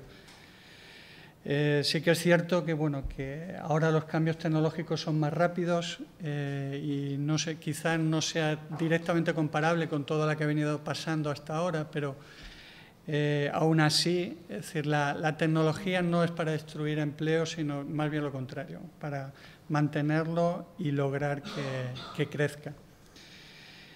Bueno, pues hecho esta introducción para, bueno, poneros un poco en el contexto de lo que es Televés y lo que hacemos, pues ya yendo un poco a lo que era la temática de la mesa, que es la parte de Big Data. Bueno, pues aquí bueno, todos en vuestras empresas el dato lo habéis utilizado y lo hemos utilizado siempre, es decir, continuamente. Todos tenemos ERPs, todos tenemos CRMs, todos tenemos... Es decir, y todas las decisiones se han basado siempre en los datos, es decir, que no es nada nuevo. Pero no es totalmente cierto, es decir, ahora mismo la competitividad es cada vez mayor, cada vez tenemos más competidores, perdón. Y esto, bueno, pues lo que nos está obligando es a que el nivel de personalización de los productos sea cada vez mayor. Y aquí es donde el Big Data nos puede ayudar. Hablo desde un punto de vista de Televés, ¿de acuerdo? Entonces, bueno, simplemente, pues, si, digamos, para mí lo que sería importante sería, bueno, pues, que el dato, bueno, pues, tiene que ser útil. Es decir, no es tener datos por tener datos, sino que ese dato pues, tiene que ser válido en el sentido de que tiene que cumplir unos aspectos legales, unos aspectos éticos, que ya se han estado aquí comentando, y muy importante, tienen que ser seguros, ¿de acuerdo? Es decir, porque si ese dato al final lo perdemos, se cambia, se modifica, pues obviamente pues, tendremos un problema de la magnitud de lo que estamos hablando, del Big Data, ¿de acuerdo? Entonces, bueno, pues lo que os quería decir es, pues eso, que primero el dato correcto, para qué el dato, pero el dato, es decir, seguro y con todos los requisitos legales y éticos contemplados. Pero a partir de ahí el dato por sí solo no vale para nada. Es decir, tenemos que aplicar técnicas de inteligencia artificial, como bueno, pues resumió Iago en su presentación, pues que son fundamentales para extraer conclusiones de ahí, porque bueno, nosotros ya, los humanos podemos sacar conclusiones del small data, pero claro, del big data ya solo leerlos pues nos impide ser capaces de tomar conclusiones. Bueno, entonces, hecha esta salvedad, es decir, que Big Data sin inteligencia artificial pues tiene una utilidad limitada, pues dentro de nuestra empresa, ¿para qué lo utilizamos? Es decir, nosotros lo utilizamos en distintos aspectos. Es decir, nosotros lo utilizamos en nuestro desarrollo de producto, es decir, nosotros tenemos soluciones que, como os decía antes, van buscando la personalización cada vez mayor a nuestros clientes, ¿de acuerdo? Entonces, ahora mismo nosotros lo que tenemos es un sistema arreglado, es decir, definimos una serie de reglas y en función de esas reglas el sistema se comporta de una forma o de otra. Esto, conforme el número de usuarios va creciendo, pues cada vez se hace más difícil de gestionar. Entonces, estamos trabajando en desarrollo de sistemas expertos que lo que hacen es pues que esas reglas que nosotros ahora mismo las definimos en base a unos expertos y en base a un conocimiento previo, pues lo que hace el sistema experto es aprender de nuestros clientes y a partir de ese aprendizaje definir esa serie de reglas. Eso no quiere decir que esas reglas luego no las revise un humano, porque bueno, luego seguramente hablaremos de esto, pero lo que queremos decir es que toda esa tecnología es fundamental para llegar al grado de personalización que va a requerir nuestros clientes. A su vez, esta tecnología es muy útil y además la estamos aplicando a lo que es la robótica preventiva o colaborativa, el mantenimiento predictivo más bien. Como os comenté antes, es decir, en Televes siempre estamos trabajando en la automatización de los procesos. Pero aquí hay un punto que es muy importante, es decir, y bueno, que la imaginación es libre y ahora la inteligencia artificial, bueno, va a ser la leche y tal, que lo será probablemente, pero aún está bastante lejos.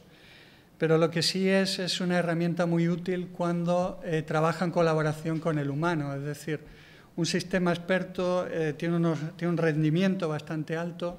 Un sistema basado en decisiones humanas también tiene un rendimiento muy alto, pero lo que es imbatible es cuando digamos, el sistema experto trabaja en colaboración con una persona.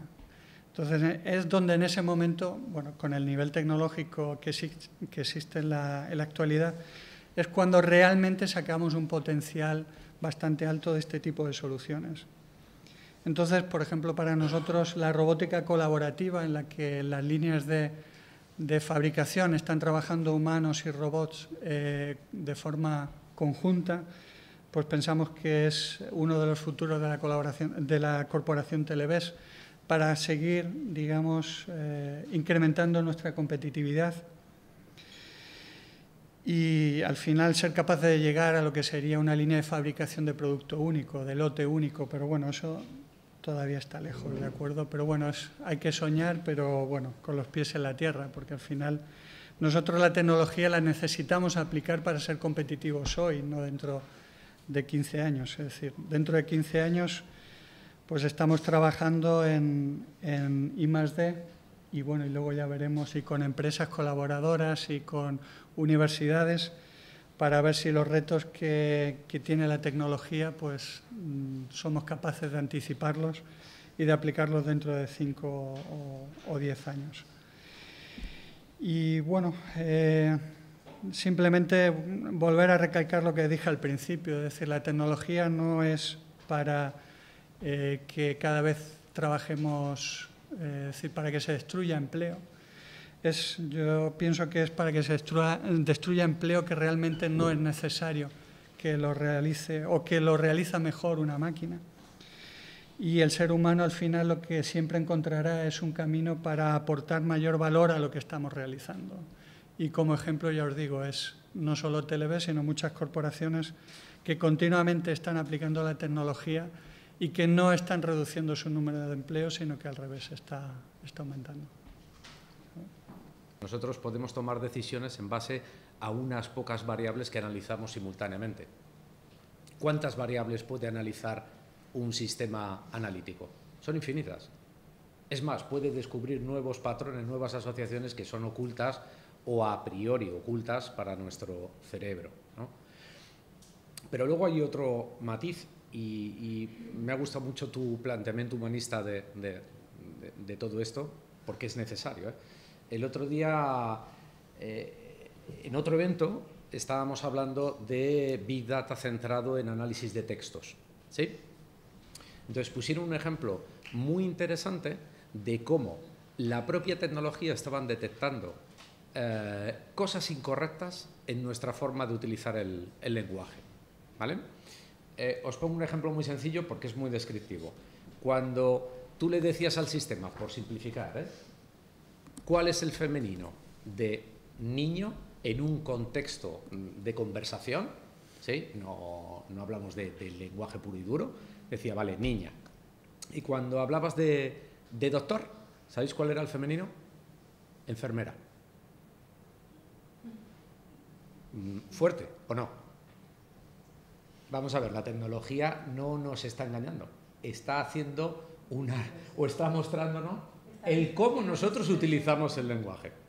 ¿De acuerdo? Por eso decía que no solo no es una confrontación, necesitamos tanto la tecnología como la capacidad analítica del ser humano para evolucionar como sociedad, pero es que además nos puede ayudar a mejorar.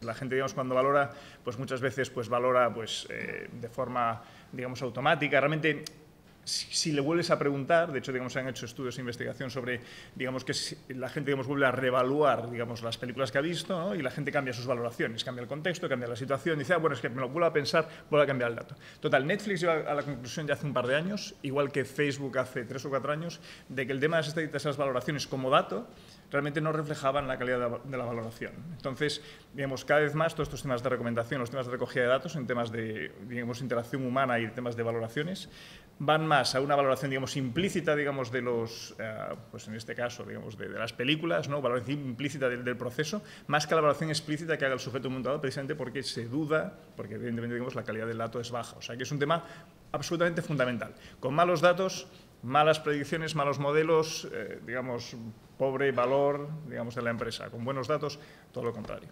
Y planteo, digamos, este debate hace ya 60 años. Hubo un visionario, se llama Paul Mill, que escribió, digamos, un libro que se llama Statistical versus Intuitive Prediction, o Expert Prediction, algo así. Entonces, hizo un estudio donde comparó la predicción, digamos, de un algoritmo basado en regresión lineal, una cosa muy sencilla en matemáticas, ¿vale? Con la predicción, digamos, de expertos médicos, ¿no? Para ver, digamos, cuál de los dos sistemas, el experto, digamos, humano o el algoritmo, funciona mejor. Bueno, pues creo que más de un 60% superaba, digamos, el algoritmo, la performance, digamos, del experto, ¿no? Entonces, bueno, sacó un libro, hubo un tremendo debate y de hecho fue el origen de todo el tema de los sistemas expertos en inteligencia artificial. Es decir, oye, pues es posible que con datos, ¿no? Y con un sistema, como puede ser una regresión lineal tan sencillo, podemos hacer buenas predicciones. La cuestión es, 60 años después, estamos en el ámbito de Big Data, tenemos muchísimos más datos, tenemos muchas más técnicas, digamos, de análisis de datos. Entonces, la cuestión es, tenemos el experto humano que toma decisiones, ¿vale? Tenemos datos, tenemos algoritmos, digamos, que ayudan o podrían incluso tomar esas decisiones. ¿Cómo veis este tema de Big Data, inteligencia artificial, como apoyo a la toma de decisiones o ya el paso siguiente, que es que tomen las decisiones ellos? Quien tiene el dato, tiene el conocimiento, va a tener una gran ventaja competitiva y de eso se trata. Y efectivamente, nosotros, por nuestra cultura, por cómo hemos vivido, nosotros siempre pensamos para tomar una decisión, venimos de un mapa mental que hemos ido creando a lo largo de nuestra vida y confiamos en un médico que realmente pues, tampoco tenemos muchos datos sobre él, ¿no? ¿Quién nos dice que es un mal médico, que tiene un buen día, que tiene un mal día? Quizá el hecho de confiar en un algoritmo o de confiar en un sistema de inteligencia artificial sea solamente una cuestión de que nuestro mapa mental se vaya adaptando a los cambios, ¿no? Y también de las circunstancias. Se está empezando a operar a gente en África con robots. ¿Qué prefieres, no operarte de un apendicitis o que te opere un robot? Pues depende de las circunstancias y también pensar que somos cada vez más millones de personas. Cada vez más millones de personas y tener, por ejemplo, medicina tan buena, tan buenísima como la que tenemos en este país, no en todas partes es posible. Y ahí es donde entra Big Data, inteligencia artificial, sistemas expertos, Deep Learning, que quizá sea todo un sueño todavía, pero va a llegar y lo vamos a terminar viendo.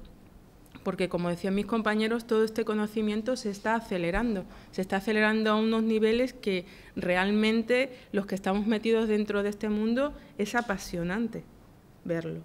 Sí que hay estudios en que los algoritmos tienen resultados bastante buenos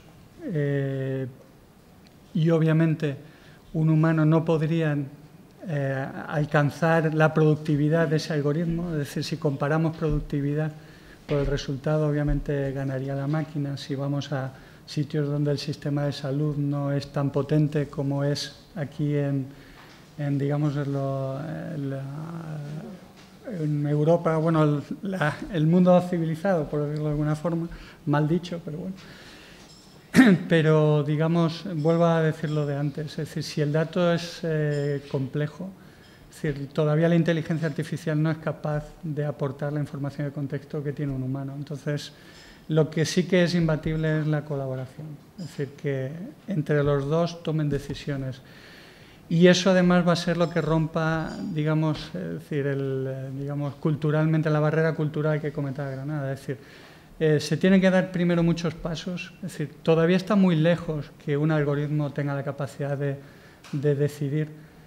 Y luego, ¿quién es el responsable si falla? Es decir, ¿a quién demandamos? Me refiero al algoritmo, al programador, al que lo compró, al que lo está usando. Es decir, que hay muchas cuestiones, no solo técnicas, sino también legales, que bueno, que ahora mismo creo que eso está demasiado lejos. Hay ahora mismo, digamos, proyectos de investigación en Estados Unidos desde hace ya un par de años con el tema de la ética, digamos, relacionada con el tema de la inteligencia artificial y el Big Data, ¿no? Es decir, el tema del coche autónomo, vale. Si escoge, digamos, si la decisión, digamos, de la toma dentro del pilotaje del coche es completamente, digamos, lo hace la máquina, ¿esto qué pasa, ¿no? ¿Quién tiene la responsabilidad? ¿Qué pasa? ¿Hasta qué punto? ¿No? Entonces, bueno, es un debate ahora mismo, digamos, a todos los niveles, tanto tecnológico, digamos, como ético y social. Entonces, por eso os planteaba este tema, ¿no?, de experto, digamos, humano, ¿no?, o digamos, respecto al expertise de la máquina, ¿no? Y quién toma decisiones, porque vamos a llegar ahí, o estamos ya en eso, lo que tú dices, ¿no? Hay ya ciertos ámbitos donde se toma así, ¿no? Pero el tema médico, es decir, tengo al experto médico, tengo, digamos, un sistema tipo Watson, ¿no?, que va a decir, no, usted se tiene que operar, ¿no?, y porque tiene un 20% de posibilidades de vida si no se opera. ¿A quién le hacemos caso? Toma decisiones. Entonces, en ese tipo de cosas que están ya ahí, ¿no? ¿Cómo lo veis? Utilizar al sistema para conseguir esa productividad, como mencionaba Sebastián, que el humano no logra alcanzar en cuanto a ritmo de trabajo, pero al final que el responsable último o el supervisor sea el profesional. Para ti el humano, entonces, ¿no? Que sea el que tome En este caso, sí, a día de hoy, mientras exista un porcentaje de fallo de la máquina. En el tema del coche autónomo, por ejemplo, por poner un caso, yo lo que veo es el modelo americano-europeo desarrollado de una casa y un coche, nos estamos yendo al modelo de servicios. En el modelo de servicios, los fabricantes de coches, algo que no hacían al principio es meterse en el car sharing. En Madrid me decían el otro día que mucha gente no se va a volver a comprar un coche en su vida, van a usar el Car2Go. Y la gente del Car2Go van a saber a dónde vas, lo que haces, etcétera, etcétera. Te dan el coche, digamos, para la ciudad, pero te darán un coche para vacaciones digamos, a otros sitios, con las ofertas de los hoteles, descuentos, tours, mezclado del avión, etcétera, etcétera. Entonces, el día en que una compañía, que hoy en día tenemos pues, las telecomunicaciones, la luz, el servicio, la empresa de la luz conoce, digamos, tu patrón de gasto, qué es lo que estás usando, la lavadora, si se está estropeando, etcétera, etcétera. Te meten el tema de pues de la seguridad, etcétera, etcétera. A lo mejor caminamos hacia una única empresa o dos únicas empresas que te dan el coche, la electricidad, el gas, la domótica, el control de casa, las vacaciones, etcétera, etcétera. Y en ese momento ¿qué pasa con el médico, la decisión que toma? No, es que al final eso va a estar en un pack. Y yo creo que como somos, nos preocuparemos de otras cosas, avanzaremos en esa línea, pues en esos modelos de negocio no vamos a tener, digamos, esas dudas. Cuando nos llegue el coche autónomo, ¿conocéis cuál es el concesionario mayor en Estados Unidos? Es una app de móvil. ¿Y qué está haciendo la gente? Hace el modelo Zara, el fast fashion. Fast fashion aplicado al coche significa que hay gente en Estados Unidos que está comprando de 6 a 10 coches al año. ¿Y cómo? Tú te compras un coche y al mes siguiente te dice, pues mira, estrena coche nuevo, solo pagas $2.000 más. Y tú lo estrenas porque es un tema de posición social.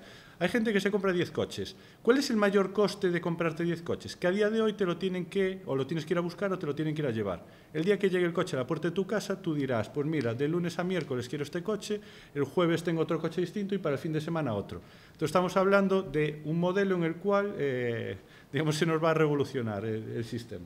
Hola, buenos días a todos y a todas. Buenos días.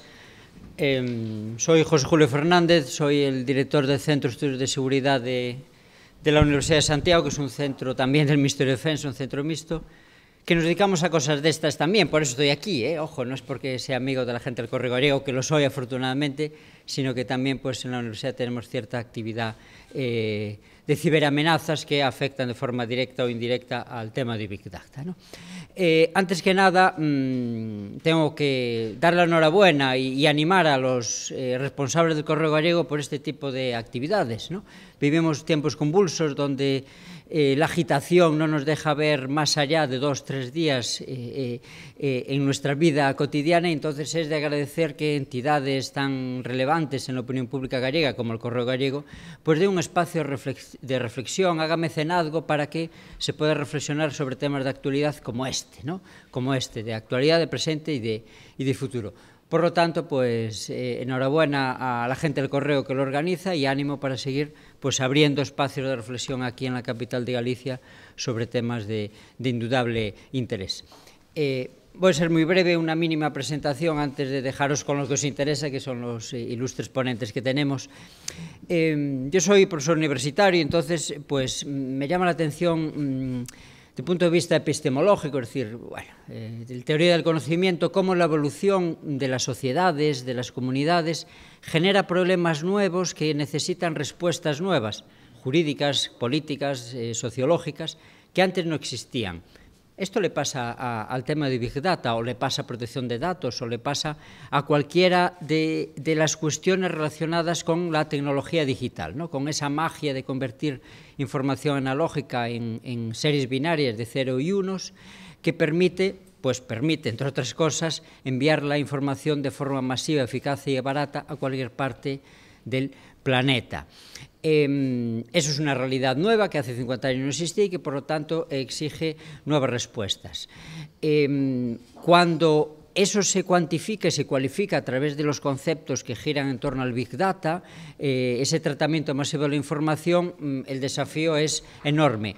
No es una idea es totalmente nueva. Francis Bacon, en el siglo XVII, ya hablaba de que la información es poder. Lo que pasa es que tiene unas connotaciones diferentes. Y así las cosas, las administraciones públicas, la universidad, la sociedad, las empresas, pues deben responder pues, a estos desafíos que plantea el tratamiento masivo de la información. Yo solo digo 3, nada más y acabo. Por un lado, el uso de Big Data, desde mi punto de vista, tiene que ser positivo para el avance económico, ¿no? Para el progreso, ¿no? Esto yo creo que es evidente. Hay que desactivar todos los aspectos negativos que tiene, desde hackers a problemas de ciberseguridad hasta el ciberterrorismo, las ciberamenazas.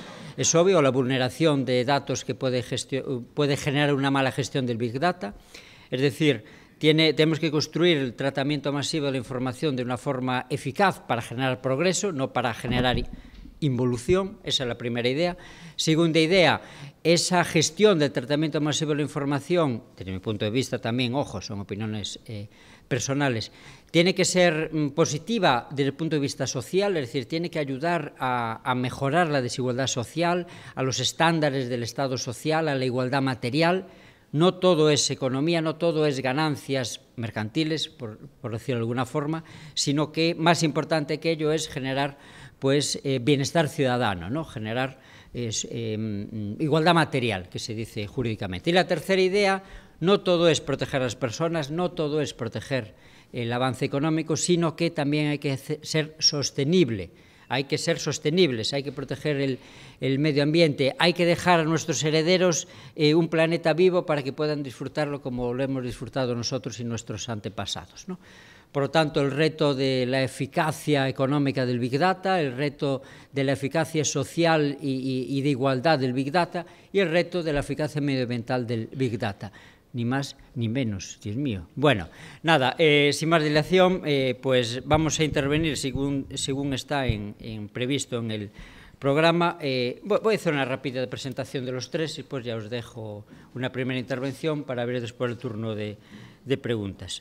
Benigno Rosón, que está allí a mi izquierda, a su derecha, licenciado en Informática por la Universidad de La Coruña, tiene diversas formaciones después de especialización como directivo de la Xunta de Galicia en Dirección e Innovación, máster en Dirección de Sistemas y Comunicacións en el INAB, el Instituto Nacional de Administración Pública.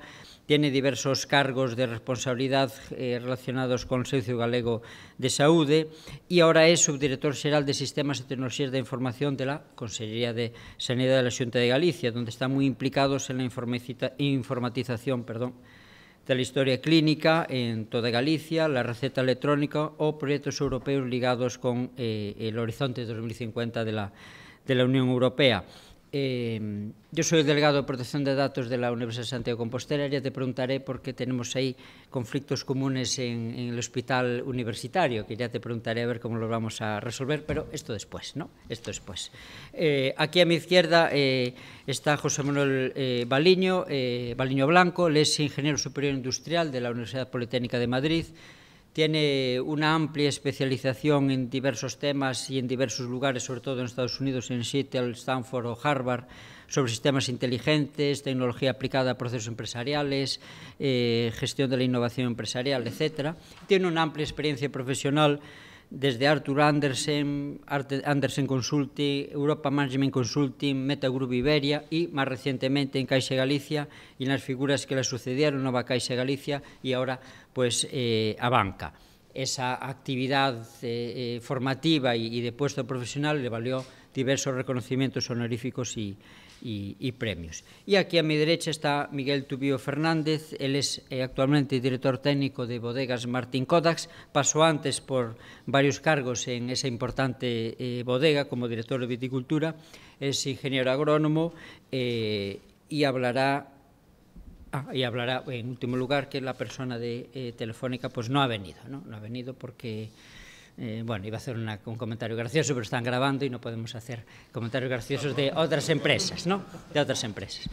Bueno, después de la primera sesión en donde habéis estado escuchando, yo creo que sobre todo a empresas tecnológicas y empresas de negocio que articulan y han trasladado un poco de manera general cómo se debe montar un proyecto de Big Data, para qué sirve, cuáles son esos futuribles en Big Data. Yo creo que una organización como la mía lo que puede hacer es trasladar esto un poco a lo que es esa implementación efectiva durante estos últimos años de todo lo que ha sido poner herramientas para la toma de decisiones. Al final, le podemos llamar de mil maneras distintas a la tecnología, a lo que hay alrededor de ella, pero en este campo lo que queremos es que todas las personas que están en una organización, en sus distintos niveles, puedan tomar decisiones efectivas. Y eso lo hacen en base a la información, que no deja de ser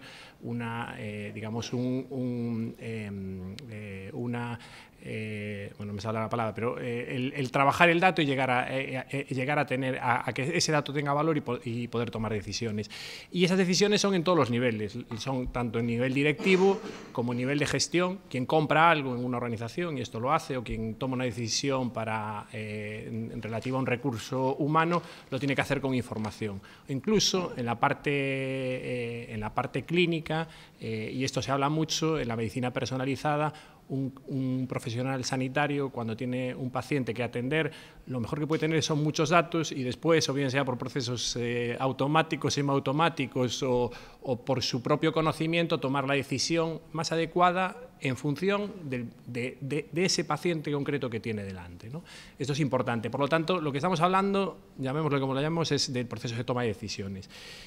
Y ahí, y yo creo que es un poco reforzar lo que se ha venido contando, está muy bien toda la parte tecnológica. Yo voy a hablar de la estrategia tecnológica, que para eso soy su director de tecnologías en el Sergas, pero hay otros 3 pilares que son básicos y si no se cubren, la tecnología no sirve para nada. Lo primero, y yo creo que por eso hemos avanzado mucho en el proceso de toma de decisiones, es que tiene que estar digitalizado el dato y además tiene que ser, ese dato tiene que tener la mayor calidad posible. Si no la tiene, y a veces no la puede tener, y nosotros estamos en el mundo clínico, en donde os podéis imaginar que la escritura de una historia clínica tiene 20.000 interpretaciones, pues tendremos que utilizar herramientas más potentes o que sean predictivas o que nos ayuden. Pero desde luego, si el dato está bien organizado, bien grabado y tiene calidad, podremos tomar mejores decisiones. Por lo tanto, primero digitalización y después calidad. Después, y lo comentábamos, tiene que haber una estrategia organizativa. Y esto del síndrome de Diógenes me encantó. Y lo veréis, no se puede llevar todo al Big Data, ¿no? ¿Cómo es? No sé lo que tengo que decir, entonces toda la información que tengas, pónmela aquí y después además ponme una herramienta maravillosa que haga de todo para que yo pueda tomar decisiones. Hay que tener una estrategia organizativa, hay que tener claro sobre lo que se quiere decidir, en qué áreas apostar y priorizar. Y sobre todo, una vez que se tiene esa información, tomar decisiones conforme a ella, porque incluso hacer sistemas de Big Data tiene su coste y si ese coste no se corresponde con decisiones que después sirven para algo, al final se invierte mucho dinero para poca productividad. Y por último, lo hemos venido hablando también, es la gobernanza de los datos. Al final, sobre todo en las organizaciones grandes, hay muchos departamentos, muchos datos, hay un tema importante de seguridad, quién accede a qué, en qué condiciones.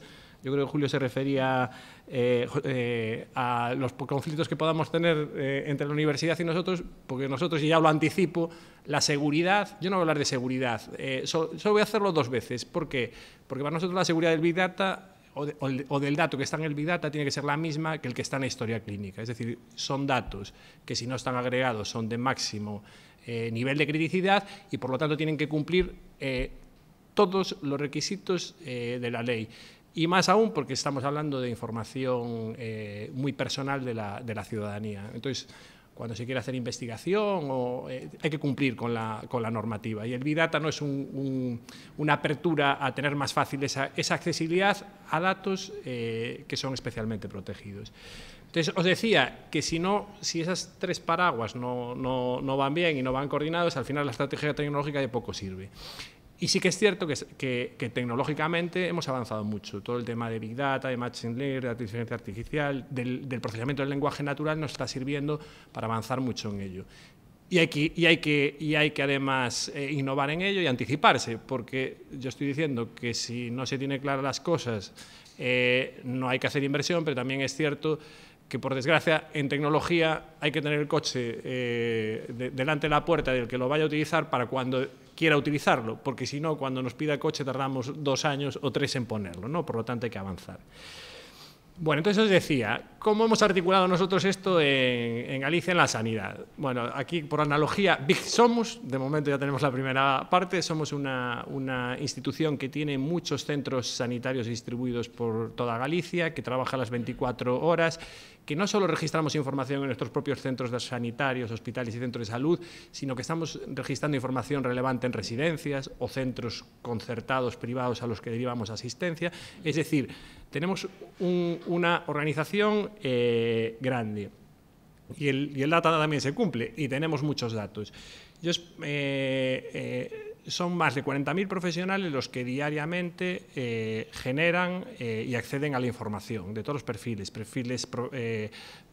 sanitarios, perfiles de recursos económicos, perfiles de recursos humanos. Tenemos gran variedad de profesionales que acceden y tenemos una ciudadanía importante a la que atender, como mínimo los 2.700.000 gallegos.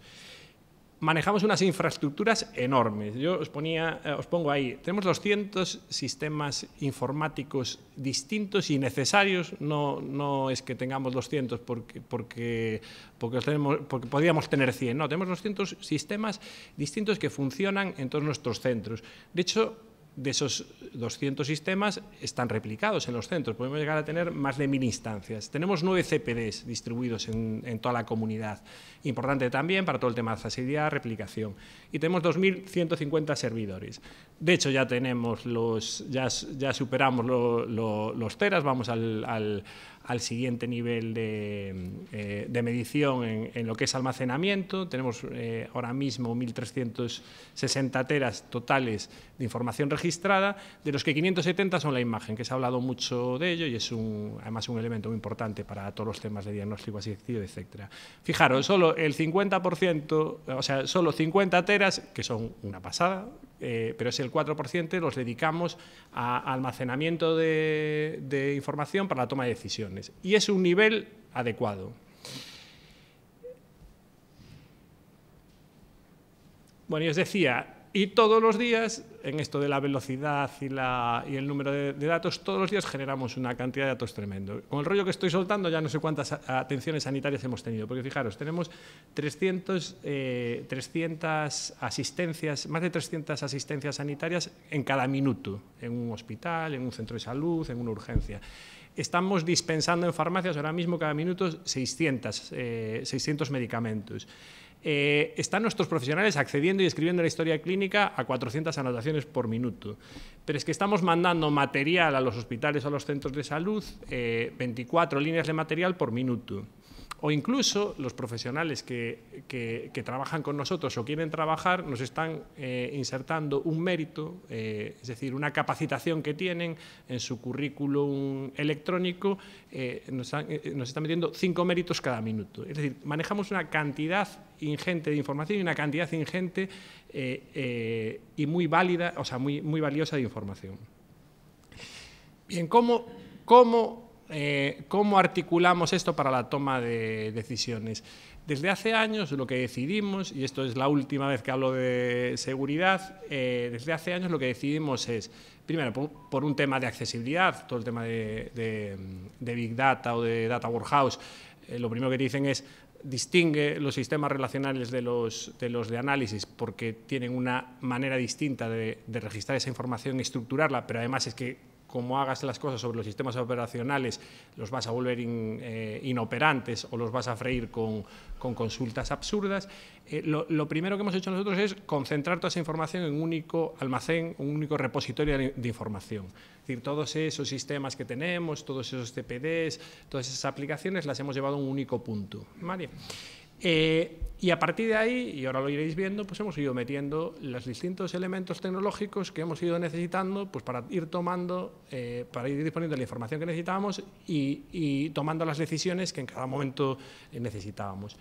Fijaros, sobre ese almacén de datos, sobre ese Big Data nuestro, tenemos 1000 profesionales generando información para la toma de decisiones.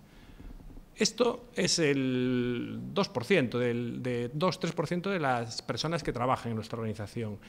2000 profesionales accediendo a cuadros de mando con información agregada para la toma de decisiones. Estamos sobre el 5% de la información. Y sí que hemos hecho un esfuerzo importante en llevar de manera individualizada cierta información importante al resto de los profesionales. Porque unos generan información y la analizan. Otros deciden en función de información agregada. Pero también es muy importante que un profesional médico sepa cuál es su perfil de ciudadanos que tiene, cómo están evolucionando sus patologías, etc. Entonces, le mandamos información a ellos de manera elaborada. Y os decía, voy a ir transitando rápido por lo que hemos ido haciendo para ir poniendo todo este arsenal tecnológico en la toma de decisiones. Entonces, hace 17 años ya empezamos a darnos cuenta de esta necesidad, de esto cuando se llaman los Data Warehouse. Y lo primero que dotamos a este sistema y a este repositorio es de herramientas de análisis y explotación. ¿Por qué? Porque teníamos información muy valiosa, pero pequeña. Acordaos que hace 17 años la digitalización existía, nadie escribía la historia clínica, se escribía en papel, difícilmente vamos a explotar la historia clínica, que ahora lo hacemos, pero sí que había elementos que sí que teníamos registrados. Y empezamos a hacer, poner herramientas de análisis y explotación.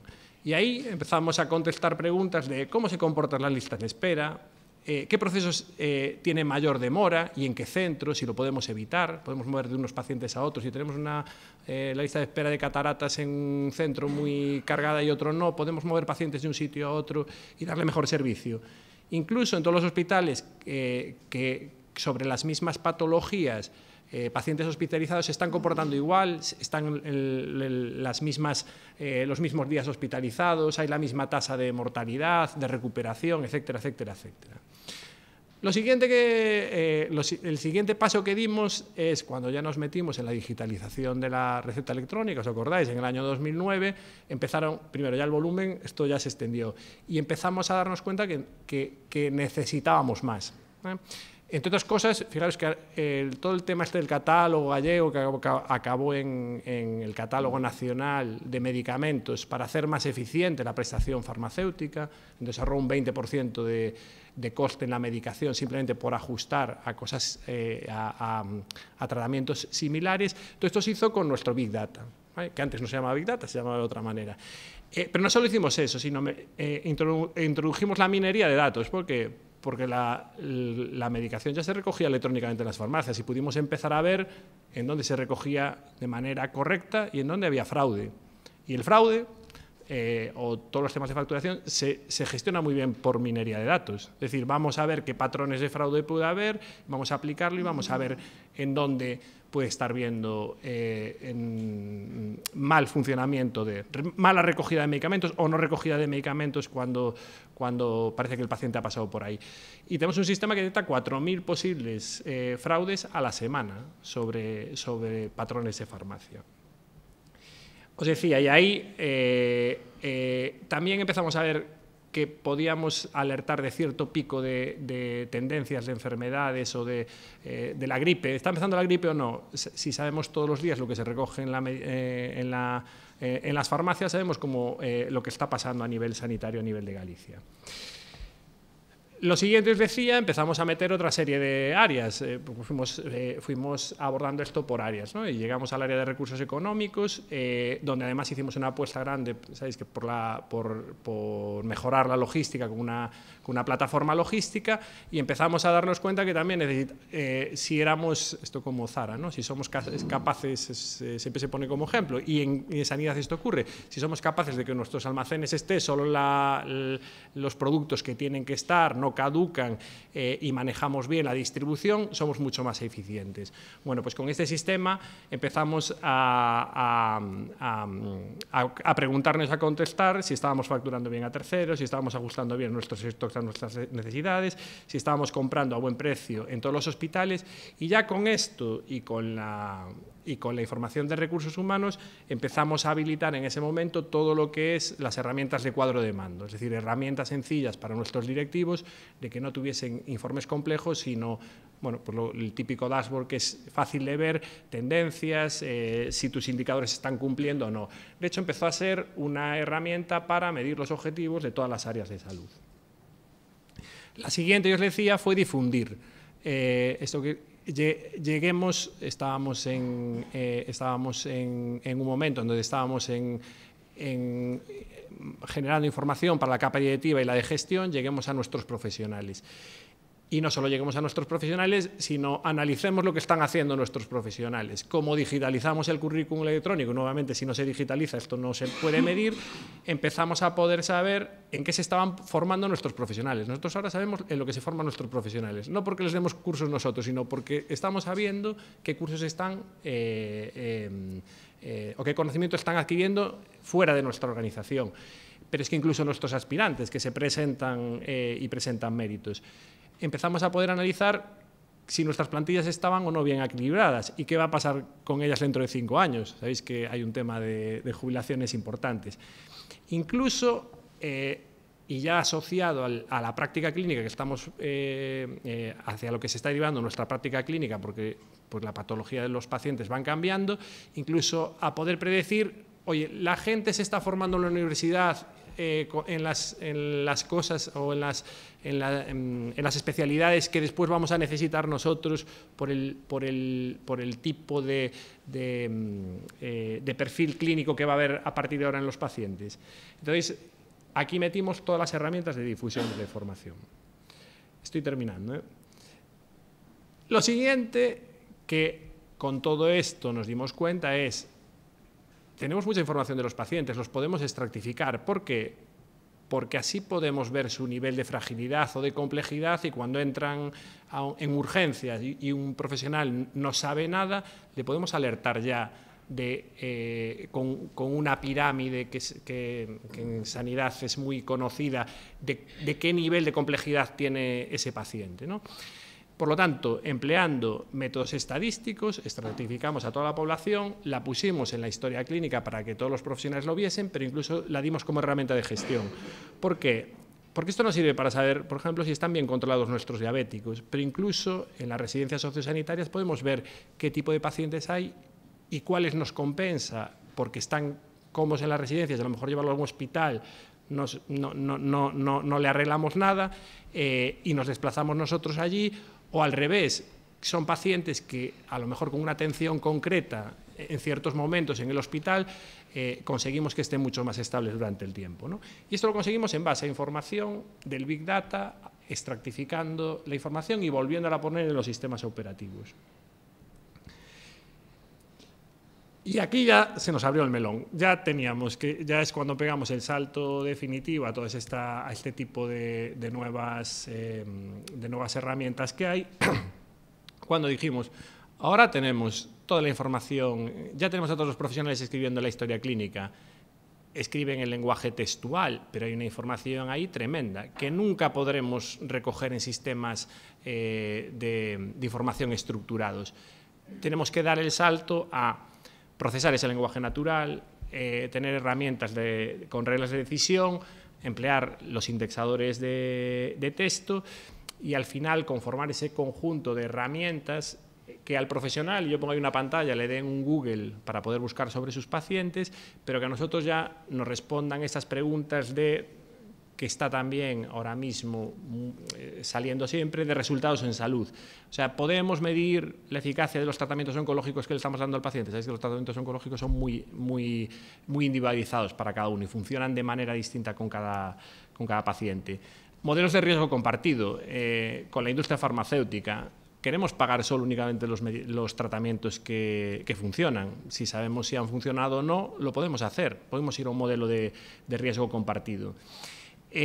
Podemos detectar infradiagnóstico, y lo estamos haciendo con las enfermedades, sobre todo las raras. O sea, los pacientes que tienen enfermedades raras muchas veces no se conoce que tiene esa enfermedad rara, porque se producen síntomas concretos en determinados momentos, y lo que hablamos, un sistema no te la va a diagnosticar, pero sí te puede alertar, oye, a los profesionales, ¿tú te has dado cuenta que ha ocurrido esto, esto y esto, que da a entender que este paciente puede tener una enfermedad rara? Esto lo estamos haciendo y estamos consiguiendo resultados muy interesantes. Y después ya la medicina personalizada, ¿no? Podemos ajustar de forma individualizada al tratamiento de un paciente para que sea más eficiente. Por tanto, al final... bueno, y lo último, y esto ya lo habéis hablado, ¿en qué estamos ahora? Porque todo esto ya tenemos arsenal tecnológico para hacerlo, y como veis, ya hemos obtenido y nos hemos hecho estas preguntas y las hemos contestado. Tenemos a la población accediendo ahora mismo de manera muy clara a nuestros servicios, ya no los administrativos de cita, sino la consulta de la historia clínica, pero incluso registrando información de monitorización de sus constantes en su casa. Finalizaremos este año con 3.000 pacientes telemonitorizados en casa. Eso supone que vamos a empezar, porque 3.000 es poquita información, pero vamos a empezar a recibir una cantidad ingente de información que nos genera el paciente en su casa, tanto en cuestiones de telemonitorización como incluso en la inclusión de su propia historia clínica personal, que le vamos a permitir que lo haga y que registre en su carpeta personal información que él entiende relevante para su salud. Pues en esto estamos, que es un reto. Y de hecho estamos en este reto, es decir, aparcar el coche en la puerta para que cuando se quiera utilizar con fondos de innovación, con el proyecto de Código 100. Aquí en toda la línea de empoderamiento de pacientes le hemos puesto el reto tecnológico a las empresas de, a través de Big Data, gestionar toda esa teleasistencia, telemonitorización, la carpeta de salud del paciente y el CRM sanitario. Saber cómo se comportan los perfiles de nuestro paciente, qué utilizan, qué servicios tecnológicos utilizan y por qué unos utilizan más que otros esos servicios tecnológicos. Voy para aquí. Bueno, muy rápido también. Eso supone, en el aspecto tecnológico, ir dotando de diversas herramientas en cada una de las capas de nivel. Yo no le quiero hacer la publicidad a nadie. También es cierto que la mayoría de estas herramientas que veis aquí son de software libre, pero hay otras también de entorno comercial, que nosotros utilizamos unas y otras empresas utilizan otras, pero la realidad es que tienes que tener una estrategia tecnológica. Esto que hablábamos de aparecen 10.000 herramientas, probablemente sí, pero cada organización necesita las suyas. Nosotros, por ejemplo, para todo el tema de explotación de datos tenemos BusinessOye de SAP, porque tiene muy bien trabajada la seguridad y los perfiles de seguridad. Son herramientas a lo mejor menos visuales para los profesionales, pero gestionan muy bien esa cantidad ingente de profesionales que tenemos accediendo a la información. Y para nosotros es crítico. Tenemos herramientas ya más ligeras y de software libre para cuando queremos darle información a la población, como es Pentaho, o tenemos herramientas en nuestro data lake, como es Cloudera, o Oracle, los modelos relacionales. De hecho, ahora mismo el peso del data lake respecto a los modelos relacionales está en un 80-20. Es decir, la información no estructurada y más de Big Data ocupa el 80% de nuestro sistema de almacenamiento. Bueno, al final tienes que ir poniendo ese tipo de herramientas, porque si no, no puedes hacer el procesamiento del lenguaje natural, emplear reglas de decisión o indexar el texto. Esto también hay que tenerlo planificado e irlo complementando una detrás de la otra. Y termino con 3 mensajes. Yo creo que ya lo habéis hablado y nosotros lo estamos haciendo. Todo el tema de explotación de datos y de grandes volúmenes de datos, ya habéis visto que nosotros tenemos muchos, es una realidad. Hay herramientas de todo tipo que además encajan una detrás de la otra para hacer esto, ¿no? Entonces, en ese aspecto, yo creo que es más un tema cultural, de apuesta, de estructuración, etcétera. Sí que es cierto que en nuestro campo, especialmente, digo, en el campo de la administración y en el campo de la sanidad, hay una necesidad clara. En el campo más tecnológico del procesamiento del lenguaje natural. Estas herramientas aún no funcionan lo suficientemente bien como para que toda esa cantidad de texto libre que tenemos se explote de manera adecuada. Por lo tanto, entramos en modelos, está bien lo de la V de la veracidad, entramos en modelos donde tenemos que manejar incertidumbre. Eso es una realidad, ¿no? Y otra realidad es que hay que hacer que las empresas tengan cultura de organización y ese gobierno de los datos tenía que estar mucho más presente en las organizaciones, yo creo que sobre todo en las públicas. Y el futuro, que yo creo que ya coincidieron aquí, en este campo, para mí es la inteligencia artificial.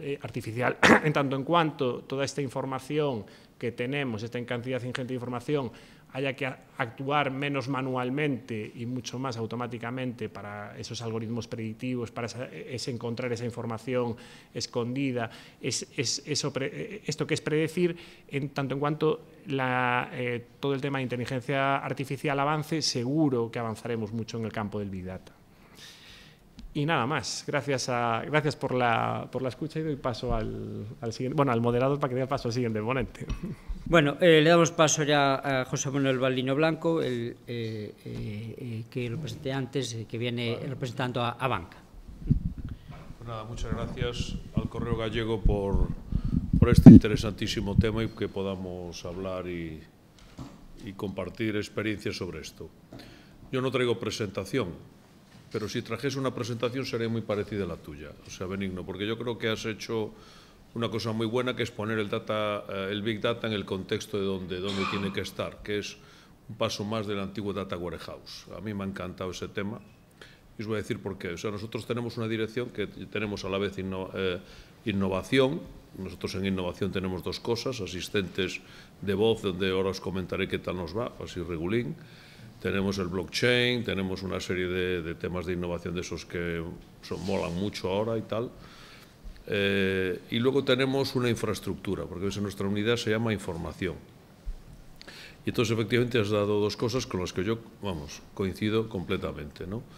O sea, hay siempre unos sistemas operacionales, como los que tenéis en sanidad, nosotros tenemos en la banca, y hay otros sistemas informacionales. Históricamente, pues yo personalmente, pues cuando era Metagroup, trajimos el concepto Data Warehouse a España hace ya por lo menos 20 años, ¿no?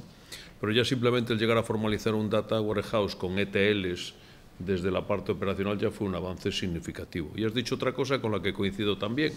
Nosotros tenemos un 20% de información estructurada en el Data Warehouse y un 80% no estructurada, que configura los data lakes, ¿no? Que luego son los que alimentan a nuestra gente que hace modelos.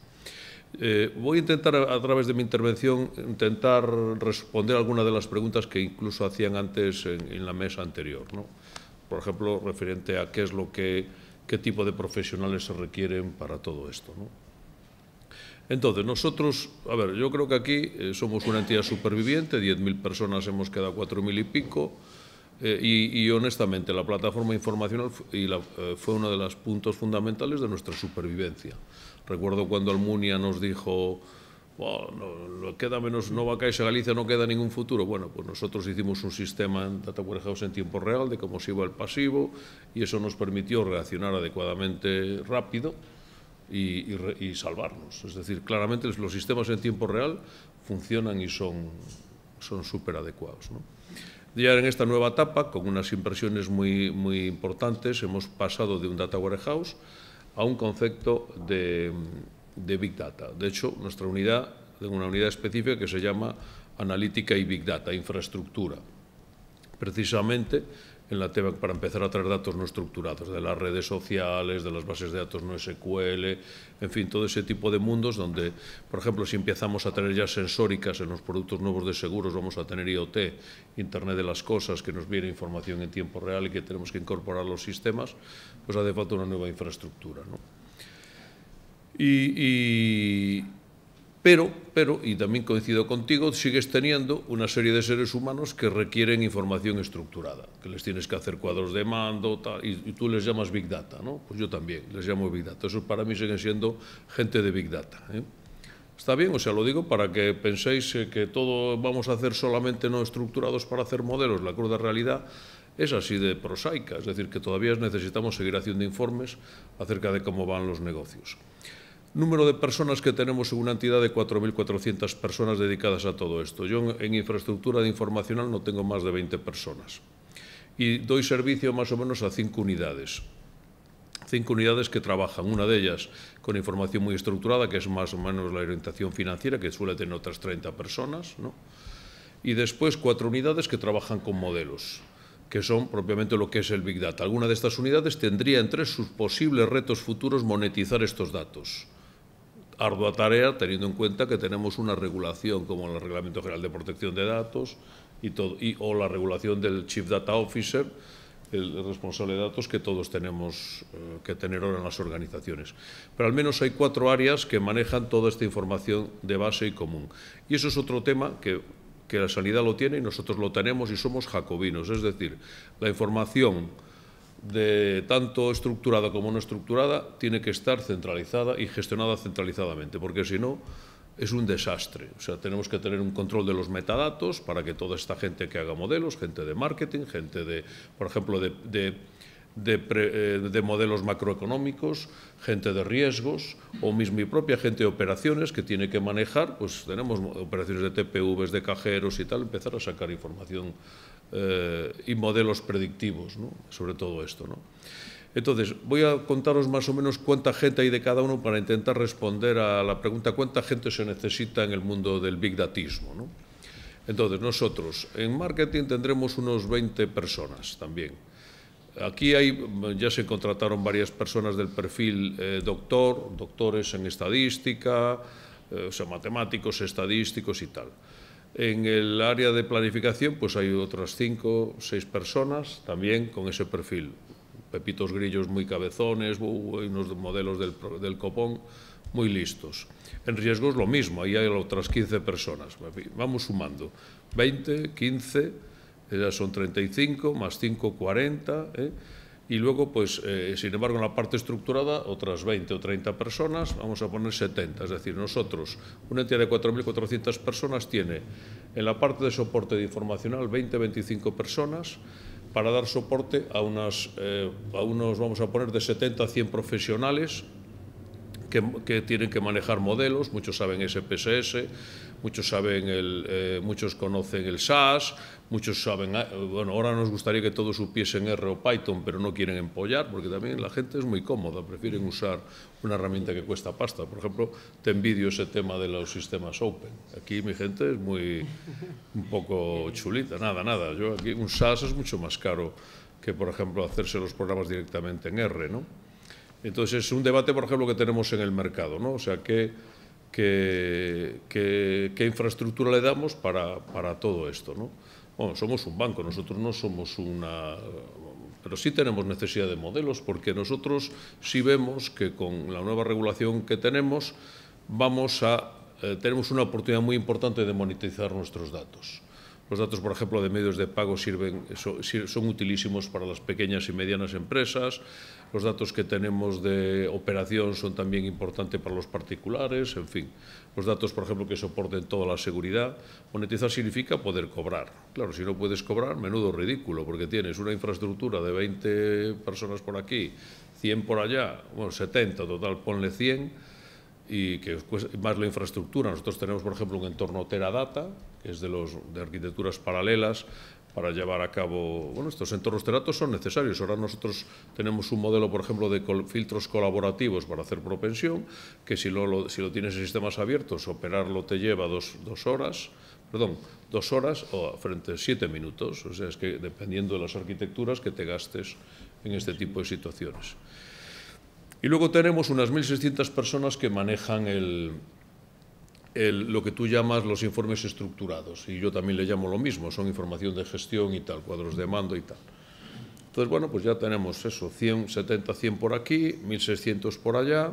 Bueno, pues entonces hay un elemento importante de productividad, ¿no? Porque no os olvidéis que las organizaciones, buena parte de los trabajos de cuello banco de las organizaciones es hacer informes, típicamente en Excel. Yo ya digo que el mayor enemigo del Big Data es voy a decir un poco bestia, perdonad, el puto Excel. Es decir, yo creo que lo primero si queréis, desde luego, meteros en Big Data, cargaros el Excel, y forzar a la gente a manejar herramientas diferentes, hombre, que se hagan algo en Python, algo en R, que manejen datos no estructurados, o sea, que sean un poco, que se tiren un poco a la piscina. Y ahí voy al otro tema. Hoy pensé que iba a venir la gente de Telefónica y le iba a decir otra cosa que he leído en la prensa.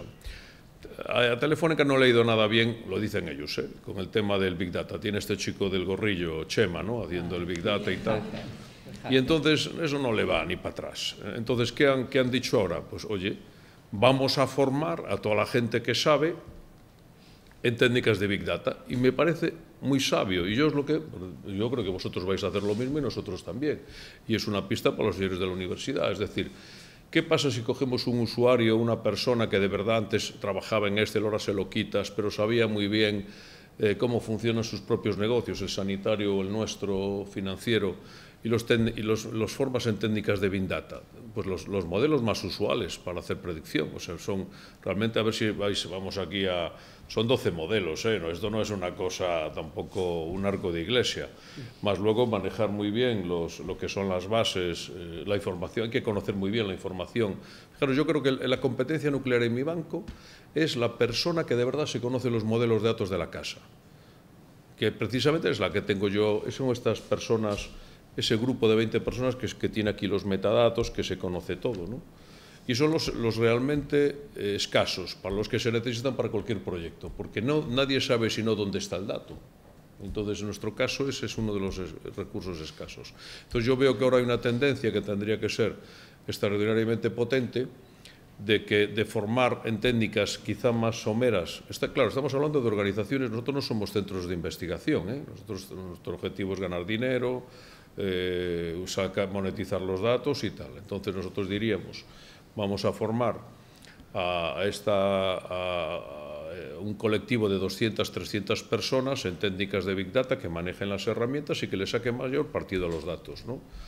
Y que se produzca, porque fijaros que el Excel, aunque ahora yo sea denostado, fue la gran, o sea, honestamente, la última ola de productividad que se produjo en Occidente fue el Excel y las herramientas ofimáticas de Microsoft. Fue realmente el salto de productividad. Yo empecé en una auditora, recuerdo los auditores con unos... no sabéis, empecé que era consultora, pero bueno, entonces el Excel fue lo que cambió todas las tareas de cuello blanco que tienen que ver con el manejo de números, con las auditorías, la gestión financiera, en fin, todo este tipo de herramientas.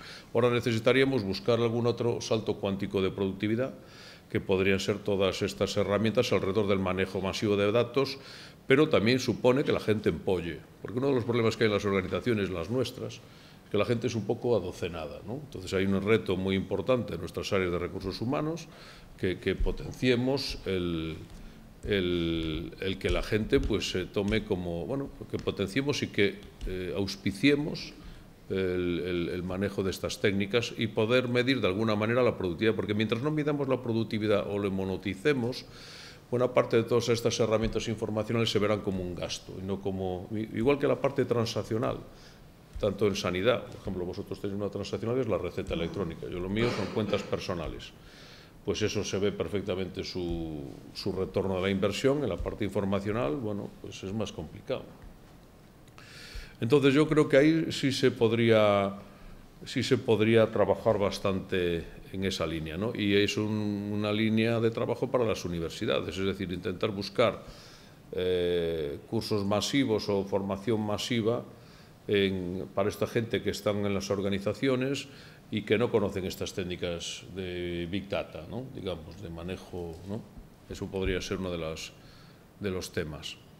Porque nos ha pasado otra cosa, nos hemos llenado de estadísticos, lo siento si alguno, y de gente de que son doctores y con buenos perfiles, pero no o sea, nosotros después de varios años no conseguimos resultados tremendamente tangibles, ¿no?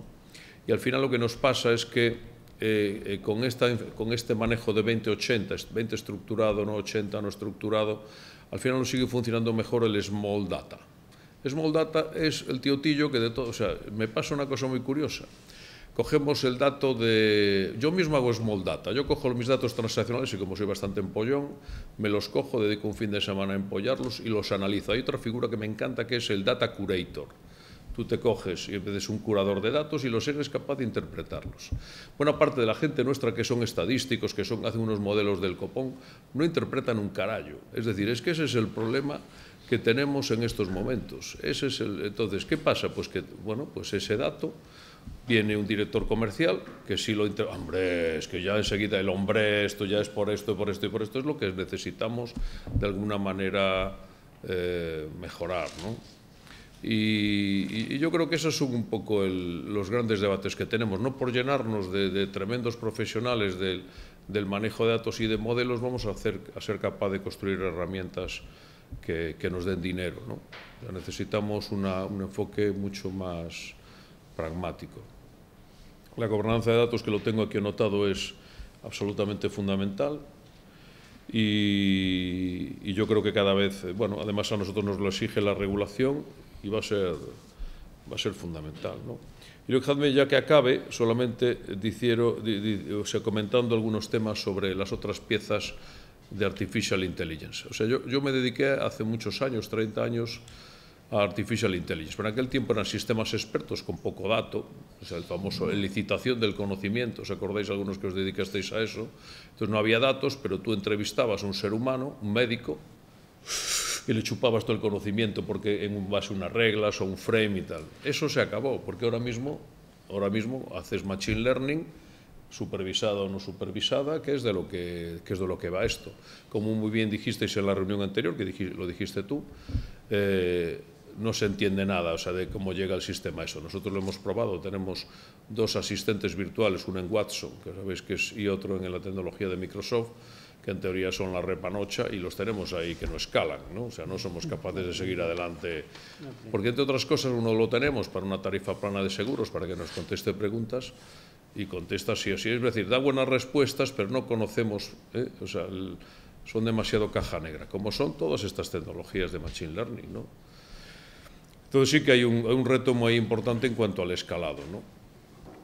Entonces, ¿qué pasa con todo esto? Pues que hace falta otras técnicas, yo creo que muy relevantes, para que esto del Big Data se convierta en una realidad, y es que la gente se convierta más en multidisciplinar. Una chica que no sé si está ahora aquí, Arantxa, comentó el famoso tema de la antropología social. Es que, vamos, no puedo estar más de acuerdo. Yo desde hace años tengo... a mí me había llamado la atención que la Intel, ya hace más de 10 años, este hombre que dice solo los paranoicos sobrevivirán, ¿os acordáis? Andy Grove, que ya se murió, fue el primero que empezó a contratar antropólogos, ¿no? Hay gente un poco de letras para entender realmente el significado de los datos. Un antropólogo, bueno, pues es que entiende mucho más la sociedad que una persona de marketing, entiende los ciclos de familiares, cómo se casa la gente, cómo se muere la gente, cómo no sé, o sea, es que es un antropólogo, o sea, se dedica al Homo sapiens sapiens, ¿no? Que, con un poco de neandertal, que ahora tenemos un 4%. Pues este es el tipo de perfil que sustituiría un poco, que iría más allá de la persona de marketing tradicional, y que en base a estos datos, bueno, yo creo que vosotros necesitáis también un antropólogo para esas cosas que has comentado, en poblaciones envejecidas como las europeas. Es que ese es el reto que tenemos. ¿Qué hacemos bueno, nosotros en la banca? Nosotros tenemos de 2 millones de clientes, tenemos un 40% de más de 70 años. Os lo digo así de claro. Y eso es la realidad. Lo que éramos, a lo mejor me paso 65, pero esa es la realidad. Y las pirámides europeas son así cada vez más, ¿no? Entonces, las necesidades son muy diferentes y tenemos que entender perfectamente cómo se comportan antropológicamente estas sociedades. Bueno, puesto está el famoso tema de, bueno, ya no sé, es que ya me estoy extendiendo mucho, ¿no? Pero, o sea, un poco en resumen, esto ha venido para quedarse, o sea, el cambio de la Artificial Intelligence hay una palabra que tengo por aquí que es la gran historia de nuestro tiempo. Necesita el tipo de Artificial Intelligence que hacemos ahora, a diferencia de hace 30 años, necesita Big Data para Machine Learning, que es el paradigma. Hace 30 años no era así, o sea, ellos le llamaban métodos subsimbólicos, entonces preferían métodos más de, a ver, tú que sabes y tal, cómo formalizas. Entonces eso se vio que no nos llevó a ningún sitio, y ahora con el Machine Learning, pues sí, lo podremos hacer. ¿Y qué más? Y lo que vemos es una situación a 5 años vista, intentando de seres humanos mejorados o aumentados, ¿no? No reemplazados, no creo que esto sea un reemplazo de seres humanos, pero sí de seres humanos aumentados debido a todas estas técnicas. Porque, vamos, bueno, ¿y por qué? Porque aunque siempre hablamos de los millennials, pero los millennials son 4 matados. Es que el problema de la población es que es así. Es decir, es que, o sea, ¿cómo consigues que te entren en...? No, hombre, es que es la realidad. Mucho millennial, pero al final, ¿cómo consigues una persona de 70 años, que son ahora los que consumen, tienen otras necesidades, ¿no? O son los que llenan vuestros hospitales, ¿no? Pues los metes en todo esto, ¿no? Una de las causas de esos tiempos convulsos es el progresivo envejecimiento de la población en ciertas zonas y los desequilibrios poblacionales con otras partes del planeta, la superpoblación, por ejemplo, del Sahel, que amenaza a Europa del Sur. Bueno, esto es otro tema geoestratégico que ahora no vamos ahora no toca, ahora no toca. Bueno, acaba esta primera ronda para abrir preguntas después. Miguel Tubío, que ya os dije, viene representando a la bodega Martín Kodax. Tamén pola oportunidade de contar aquí o noso caso de Small-Data, ao lado destas grandes corporacións que efectivamente manexan moitos datos e teñen como estratégico. No noso caso somos unha pequena industria agroalimentaria, unha cooperativa de produción de uva, e veño aquí a contar un caso que podemos chamar de Small-Data, seguindo un poquinho un esquema que saliu nunha presentación anterior, donde si recopilamos datos, personalizamos e facemos unha predicción para apoiar na produción agraria. Vou a falar un pouquiño digamos, das tendencias que está vendo ahora mesmo na industria agroalimentaria, porque tamén é un sector onde está chegando esta tecnoloxía. Nós non somos pioneiros, nin temos grandes especialistas en este tema. Realmente o noso departamento de TI pois, son 2 persoas dentro dunha organización de 60, entonces estamos, digamos, en outra escala, pero sí que necesitamos información para toda a nosa cadea de producción, desde a produción agraria primaria, a fase de fabricación como industria alimentaria e a fase de venta e comercialización e de seguimento ao cliente, non? Entón, ahora mismo, desde que empezou a, digamos, a democratizarse toda a que sensorización, pues está vendo, ou houbo, e sigue habendo, unha incorporación de tecnoloxía ao campo e está costando que esa tecnoloxía realmente chegue a xerar, digamos, valor para os agricultores, e eu creo que eso está ahora mismo nunha fase, digamos, de que con todo isto de Big Data chegará a dar máis oportunidades, pero creo que nos atopamos nun sector tamén moi atomizado e con falta de profesionalización na produción primaria, que está facendo de freno, pero ahora mismo é moi sencillo ter datos climáticos, hai sensores de todo tipo para monitorizar o crecemento de plantas, hai sensores de todo tipo para seguimento das fertilizacións e iso todo está se generando un montón de aplicacións desde o meu punto de vista un poquinho deslavazadas que chegan ao agricultor e moitas veces chegan a defraudar. É dicir, iso eu creo que é o gran reto que temos na produción agraria. É certo que está avanzando moito, noutras agriculturas máis profesionalizadas ou con moita máis tecnolóxicas sí que están sacando partido e eu creo que a gran aposta do sector de cara a ese gran reto que, falando de prediccións a futuros, de que é a alimentación humana. É dicir, a agricultura vai ter que dar soporte alimenticio a unha población en constante demanda.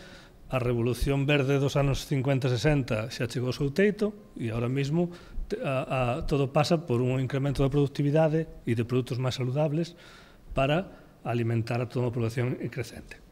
Na fase de fabricación, pois tamén como calquera outra industria, pero a unha escala moito máis pequeniña, pero o que si detectamos nos sectores é un consumidor moi cambiante, tremendamente cambiante, que temos que adaptarnos moito e facer moita personalización e na medida de industrias de tamaño mediano, sobre todo, porque as pequenas industrias pasan pola especialización e por ser, digamos, proveedores de produtos de nicho, pois enxerar produtos adaptados a ese consumidor. Todo o que sea esa monitorización da fase de venta ou polo menos anticiparse a esas necesidades que poida ter o cliente e ser capaz de fabricalas en tempo e cunha rotación de produto o suficientemente atractiva e boa é o que vai facer darche esa competitividade, non? Xa sin meterme máis fonduras, vou a falar dese pequeniño proxecto, como digo, e noutros que estamos agora, non? Simplemente contar tamén quen é Martín Codas, que, bueno, supoño que algúns de vos xa nos conoceredes, somos unha cooperativa relativamente reciente, temos, pois eso, 30 anos de historia, ubicada nos Aldés, en Rías Baixas, e que, pois desde os inicios sempre houve un compromiso moi importante como cooperativa, inda que non se visualizara anteriormente con toda a forza que se debera, pero nos últimos anos sí que para nós é un dos valores da empresa, ser cooperativa e ser a produción primaria, pois sempre estuvemos apoiando os nosos produtores, intentando conseguir a uva, no noso caso, o noso produto da mellor maneira, para que fose o máis rendible para o seu agricultor e xa nos últimos tempos dunha forma máis sostible posible, que iso ademais hoxe é un compromiso, digamos, da empresa e tamén un factor de diferenciación de mercado. Nese contexto, pois, ademais, tuvemos sempre un enfoque moi innovador, sempre estuvemos metidos en moitos proxectos de apoio a esa produción agraria, desde o ano 2002 que constituímos, pois, bueno, unha pequeniña unidade de I+D, facendo proxectos de investigación agraria, e nos atopamos nun destes proxectos, pois eu recordo que nunha das convocatorias de proxectos que creo que chamaban INCITE, unha destas convocatorias oficiais, e pois nos queríamos ter datos climáticos propios para poder gestionalos e conseguimos 5 estacións climáticas destas Campbell, moi boas, empezamos a recibir datos e aos 2 anos vimos que tínhamos un montón de datos, pero realmente pouco facíamos con eles. Esa foi a realidade. Neste mesmo contexto, por iso cando falades de esos datos non estructurados ou deslavazados, me identificaba moito na miña pequeniña escala porque o sufrimos directamente, non? Xurde outra necesidade e a onde xurde o proxecto que vou a falar agora é a raíz, sabedes que a vid é un cultivo que é moi sensible a certas enfermedades fúnxicas, que ademais na nosa zona, nos Aldés concretamente, pois hai unha presión de enfermedade moi alta, porque chove moito e hai moita humidade, e no Salnés estaba dando a paradoxa de que os nosos viticultores estaban facendo tratamentos intensivos fitosanitarios, co problemática que eso conleva a nivel económico e medioambiental, e, sin embargo, tienen dificultade para garantir chegar ao cultivo sin problemas de enfermidades.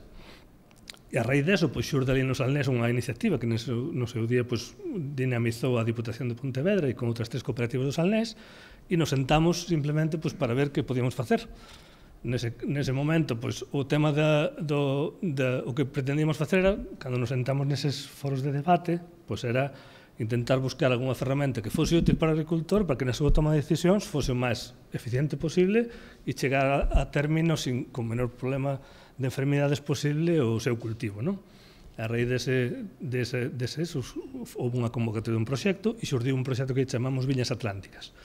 E, para min, o gran éxito desta ferramenta foi precisamente consultar ao usuario final cales eran as súas necesidades e generar un aporte de valor, porque tiñamos moitas dúbidas e cando comentaba o anterior ponente que o perfil de viticultor será receptivo a ter os datos climáticos ou ter algunha predicción das súas enfermidades, éramos os primeiros que poñíamos, estamos falando de que isto foi no ano 2010, 2011, cando ainda prácticamente non existía nin WhatsApp, non?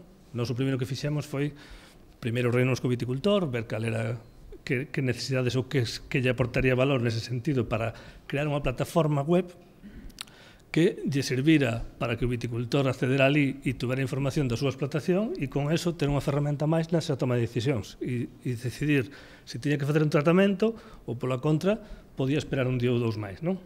Neste caso, para a enfermidade do mildio.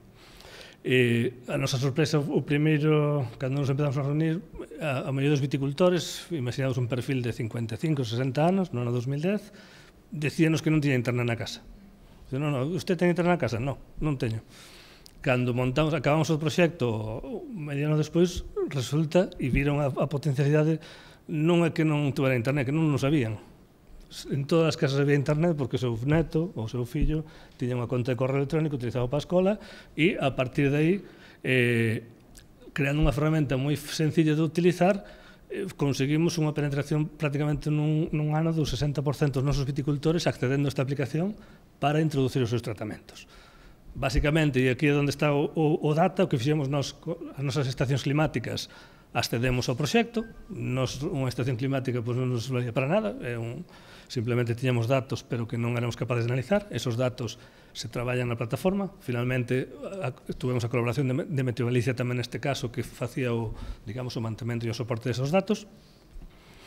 Ademais, non queríamos dar unha personalización precisamente por ese aporte de valor e foi cando esos datos climáticos, o sea, o que facemos é contra eles, facemos correr un modelo de predicción de risco que está estudiado, non inventamos nada, simplemente eso está na bibliografía, e o que fixemos foi personalizalo, para que un factor importante a hora de saber se tens que dar un tratamento ou non é o que ti estás facendo na tua explotación, porque o dato climático, se chove, diceche que hai risco, pero ti ese risco modulas coa aplicación que ti faz, e o que fixemos no seu momento foi unha aplicación onde o agricultor introduce ali os tratamentos que fixo e en base a un patrón da protección teórica que lle produce, lle modula ese risco de forma que, cando está próximo a rematar ese período de protección, lle empeza a facer, a dar unha salida se as condicións climáticas se din de que ten que tratar de novo, non?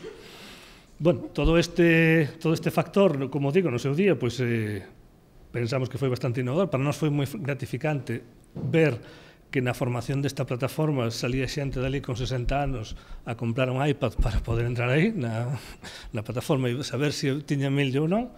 Despois nos favoreceu que a normativa de fitosanitarios fai e obliga a todas as explotacións a ter un libro de explotación, co cal lle demos esa funcionalidade. Os agricultores que cubran ali o libro, o sea, que meten ali os tratamentos e consulten esa información, ademais van a ter cuberta todo o que é o cumplimento legal do uso de fitosanitarios. E, además, generamos unha pequeniña ferramenta de comunicación cos técnicos para dúdas e consultas. Como digo, no seu día foi unha ferramenta de small data, chamamos así, pero que con ese concepto e con un casiño moi concreto e realmente con pouquinha inversión, cando está todo alineado e pasa a nivel deste tipo de ferramentas, nos pasa tamén na elaboración de viño, cando non sacamos unha marca onde prezo, presentación e mercado funciona, as cousas van ben. Cando algo se desvía, pois se queda polo medio. E xa máis recientemente, do que seguimos metidos, porque, como digo, nós non somos unha empresa tecnolóxica, pero sí que estamos, como todas as empresas na actualidade, en evolución, metémonos en un pequeniño proxecto tamén de Industria 4.0, tamén que pensábamos que o sector do viño non está moi industrializado, está moi atomizado, son pequenas explotacións, pero metémonos nunha línea de producción a recoller información das máquinas precisamente para anticiparnos ao tema de mantementos, ter uns bons reportes de fabricación que nos permitan asignar ben os costes e ao mesmo tempo intentar conseguir unha trazabilidade real á botella, que é unha demanda importante do sector, para poder tamén empezar a preparar polo menos o sistema para recibir información do consumidor final. E no que é na fase de producción, o que estamos agora, este Viñas Atlánticas, foi un proxecto colaborativo que se quedou nesa funcionalidade concreta, estamos agora traballando en evolucionalo, incorporando novas cousas. Temos unha línea de negocio que abrimos fai pouco coa teledetección, basada en drones ou en aviones, pero captura de imaxe satélite, que tamén é outra das ferramentas que xenera moitísimo dato e moita funcionalidade que posta a punto nos vai a poder acompañar na toma de decisións dos cultivos. Quizás no viñedo non é moi importante, pero esa é unha línea de traballo que está traballando na agricultura, digamos, pero de unha forma exponencial, a todos os niveles, desde estimacións de produción, recomendacións de abonado, recomendacións de rega, e todo isto cada vez esas imaxes son máis accesibles e poden facer unha xestión personalizada, digamos, de cada parcela ou de cada explotación. E pouco máis. Si deixo ahora no debate, se queredes entrar máis en algún detalle máis concreto, pero vamos, que como digo, coincido con todos os meus ponentes, a verdade que, sin ser, digamos, experto en Big Data nin nada desto, sí que manexamos información, tanto na produción agraria como na fabricación, e me parece que isto vai ser unha ferramenta de competitividade tremenda, pero cos riscos que ten de manexada e estruturada ben para que non te emborraches de datos.